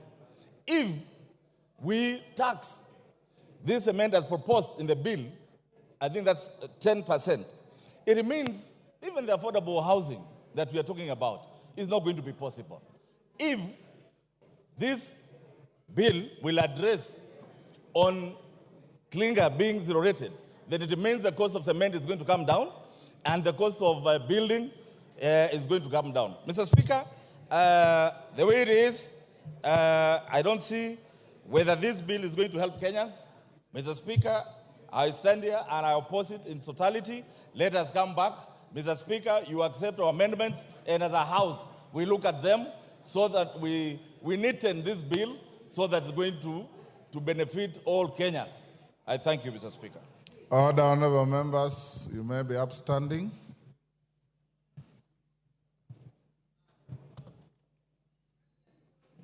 Honorable members, it's now 1 p.m. The House stands adjourned. until this afternoon, Wednesday 19th, 2024 at 2:30 p.m.